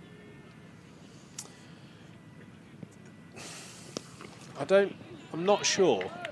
I'm not sure there's much to take away. I think the bowling, I think Molly's had a great night. She plays another good shot there. The Kuzic, I think, is a real good find. Yep. I hope she continues to play throughout the season. In particular, but I think, and I had a sense of this being the case last year. That there's just, I think there's a lot of talent. Another wicket goes stumped again, and a lot of low-hanging fruit. I think there's a lot to be done on the basics of the game. You know, having a secure game plan for each individual batter, bowling and batting. The running between the wickets, I think, looks like it's an issue. There seems to be quite a high proportion of confused-looking running. I mean, I know the Birmingham Bears sort of offered up some opportunities, but it was almost like it was a team decision. As soon as you had an angle against a fielder, they would just both set off. So for me, that's a conscious team ploy that we're going to steal runs. As soon as you get a yard either side of each fielder, we're both going, because at no stage, even though, like I said, they took a few singles that were tight, there was no stage where you had a situation where the girl at the other end didn't know what was going on. So for me, that's just a basic of the game: stealing runs, running hard, trusting the call. Yeah. So for me, if I was involved in any way, shape, or form, or if I was watching, I would get the girls to reflect on the differences in that aspect of the game, because it's cost Somerset 2 key wickets, and it's probably cost them 10 runs already. Yeah. And running between the wickets isn't definitive if you bowl and bat well, but one-day cricket, especially 2020, where most games go down to 10, 15 runs, it actually is a huge part of the game. 3 overs to go. Somerset need 43 runs, but just the 2 wickets left. Birmingham Bears well on top here. Quick update on the men's game while we wait for this over to begin. Somerset 73 for 4. Goldsworthy's gone and Dixon has gone as well, but Tom Abel and Lewis Gregory are at the crease. They still need 65 from 8.4 overs. Obviously a bit of a tricky one to bat on there by the looks of it at Canterbury tonight. So we'll keep you up to date with that. Yeah, as we're talking about run-outs, looks like Smeady's run himself out as well. Someone's run him out. Not ideal. I think, what was it, one more win for a home? Is that it? That seems. They've definitely qualified, haven't they? Qualified against feels Essex. like. That feels like it is the case. We've just had confirmation from the main man, Ben Warren. He's just let me know that yes, one more win does see us to a home quarter-final. If you are a Somerset fan, we all know that playing home quarter-finals here at Taunton, Fortress Taunton, is a massive night out.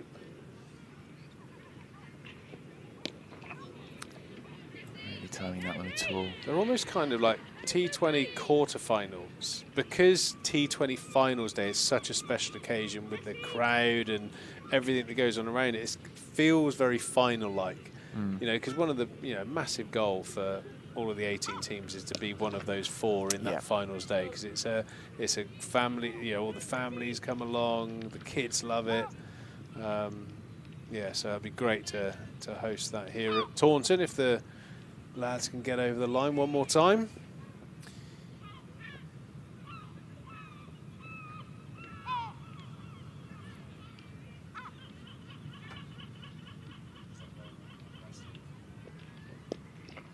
He's pulled hard, just for a single there. Obviously, one of the carrots out there for the Birmingham Bears, which is why they're playing with such hunger tonight, is they're in with a chance of making the final on the 27th of July. That's going to be held at the Oval, another great venue for one-day cricket. That's a good shot. That's a really good shot. Lovely gap pick there by Chloe Skelton. She picks up 4 for it. Yeah, really been impressed with Skelton when I've seen her back this season. Really feel like she's pushed her game on. Good stuff. She's also bowled, for me, is the ball of the season so far, men's or women's. It's fantastic deliveries, although that one that Meredith managed to split a stump into on Tuesday night was pretty good. But that play, I don't know if we haven't got the clip to hand, but there was one which absolutely ragged in off a Chloe Skelton Turner and bowled the, can't remember who it was now who's batting, but it was a brilliant delivery earlier on in the season. One-day game. So yeah, it's been a crucial play for this Somerset side. 2 overs to go. Somerset need 37 runs. Chloe Skelton on 18, and it's Olivia Barnes alongside her on 1.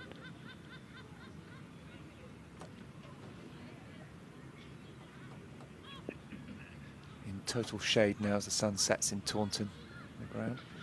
Attempted reverse sweep, it was a bit outside off, so it was a tough shot to get away.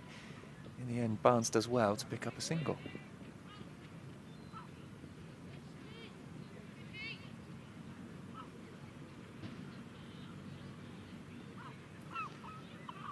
It's just not clicked for Somerset this T20 season. The 1 win only so far.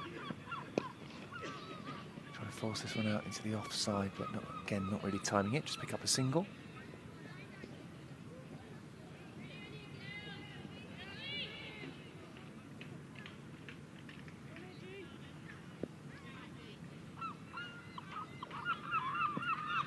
Herself plenty of room there is that Barnes. You can see what she was trying to do.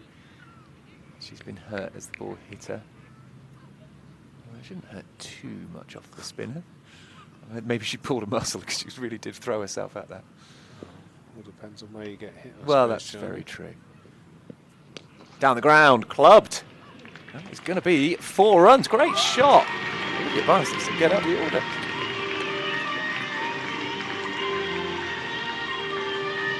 Really good shot.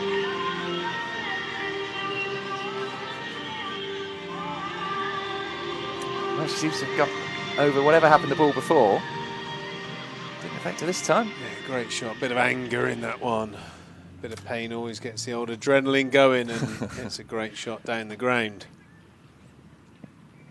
Attempted paddle sweep. She's got something on it. They think it might be pads, I think, because there's an appeal for LBW. Come back for 2. I haven't got the pace to reach the boundary. Sure, no signal. Yeah, must have just got a bit of the back of the bat, little edge on that one. Oh, not sure. Looked like bad to me there. Barnes is on 8. Played pretty well. Steps away, gives herself room and misses it, but luckily for her, so does the bowler. The captain, George Davis. Wraith has been very good behind the stumps tonight. Very tidy. Couple of, bar the one that hit her on the old melon. A couple of stumpings. Very tidy. So last over 29 to run.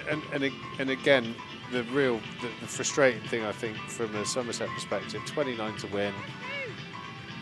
You know, which isn't that far away, is it? No. It's not that far away. You know, one more you over knock and you're 15 in runs the game. off of that, and you've got a chance. And you think how chaotic that first 10 overs was in the Somerset innings. It was just, it was poor. There's not really any way to dress it up any different. It was really, really poor cricket all round, and you know, still a couple of performances and you're within 28 runs of winning the game in the last over. I mean, how they played in the first 10 overs was a 30-40 run swing, really. This game should be done and dusted with a little bit of smarter cricket and a bit more of a plan. Big shame. Yeah, Bears go marching on though. They've going to pick up another win here. That'll get them a step closer to that finals day later on this month.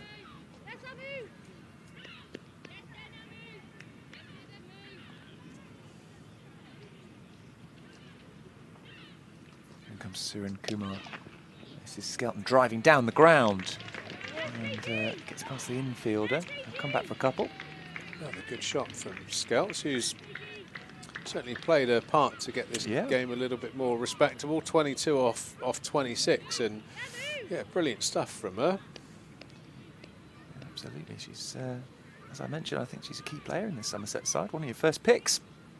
Yeah, I've noticed she's been a tiny bit expensive in a few games, but certainly very consistent. And like I said, if she can add that string to the bow of these sort of performances towards the back end, that adds to Alex Griffiths and Wello, and all of a sudden, because it does feel a lot of the time in these games, a lot of it is on three players: Fran, Wello, and Griff. I'll include Odgers in that one. It does feel like there's just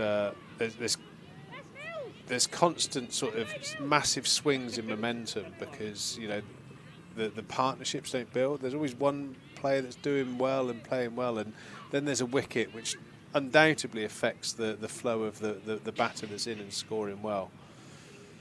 So good to see Scouts developing as an all-rounder.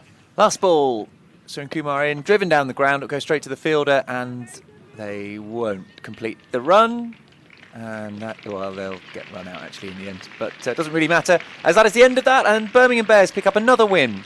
So congratulations to them. They've played really well. I think management of the game, considering they didn't score a massive total, 149, could have gone bigger on this pitch. Actually, they managed, in particular the second innings, helped out by some poor Somerset cricket. Was that out?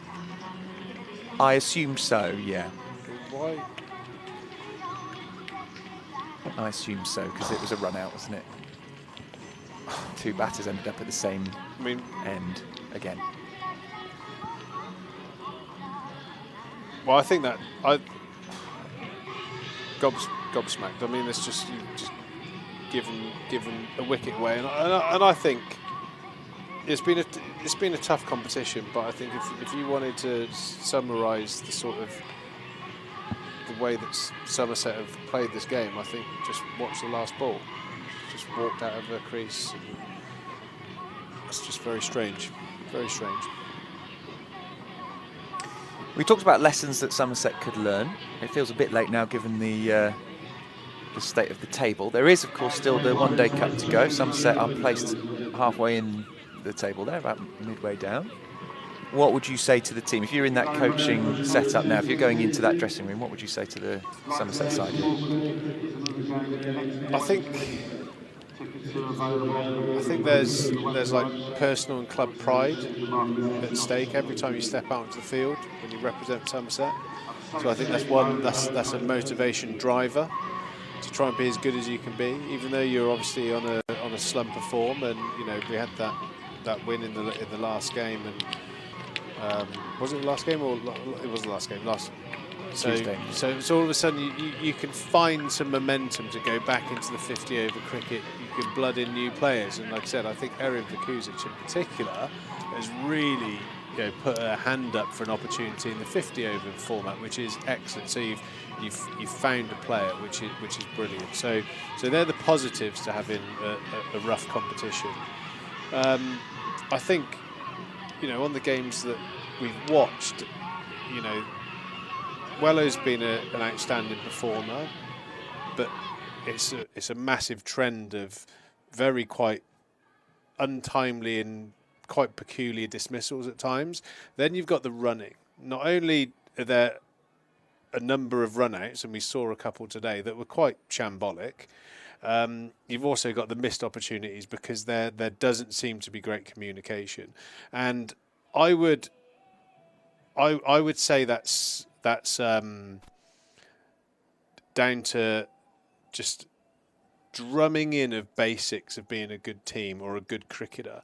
And I think one of the dangers that this group of cricketers will be facing is they'll try and look at what other teams are doing and have meetings about stats and where to bowl and how to do this and average first innings scores at certain grounds, where really your time should be focused on being the best version of yourself you can be and making sure your game's in order. Because if you don't have a stock ball, for instance, or you don't know how to rotate strike off the spinner, it doesn't matter what the opposition do.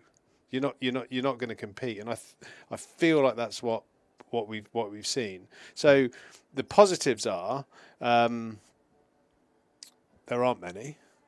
But I think the positives are that, you know, the team is in a place now where they can only really go forward. They can be bold, they can be brave, and they can learn. And I think a great way to learn is watch your opposition. I don't think Birmingham did everything right tonight, but the run in between the wickets put Somerset under pressure the whole night.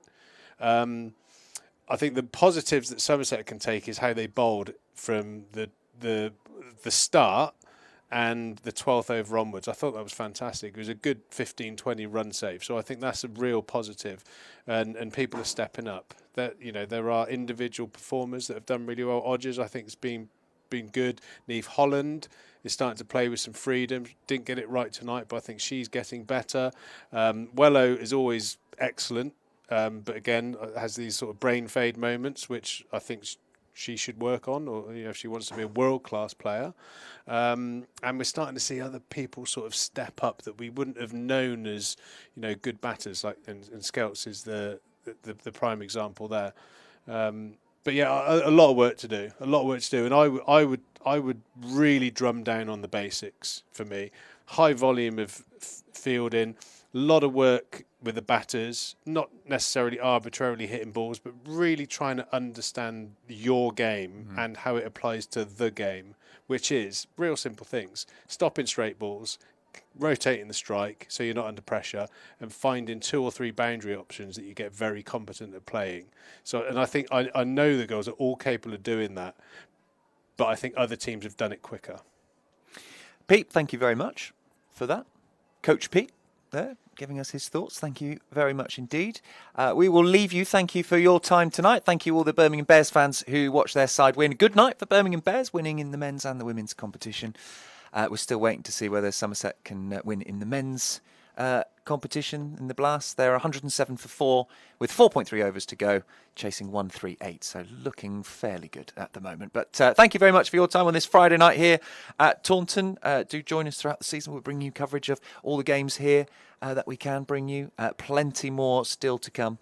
And Somerset men looking like they're heading towards potentially a home quarter-final as well, which we look forward to bringing you here too. We will be heading downstairs soon, so keep an eye out on our social media on Somerset Cricket women's team. You can find us on social media there to see some of the post-match reaction.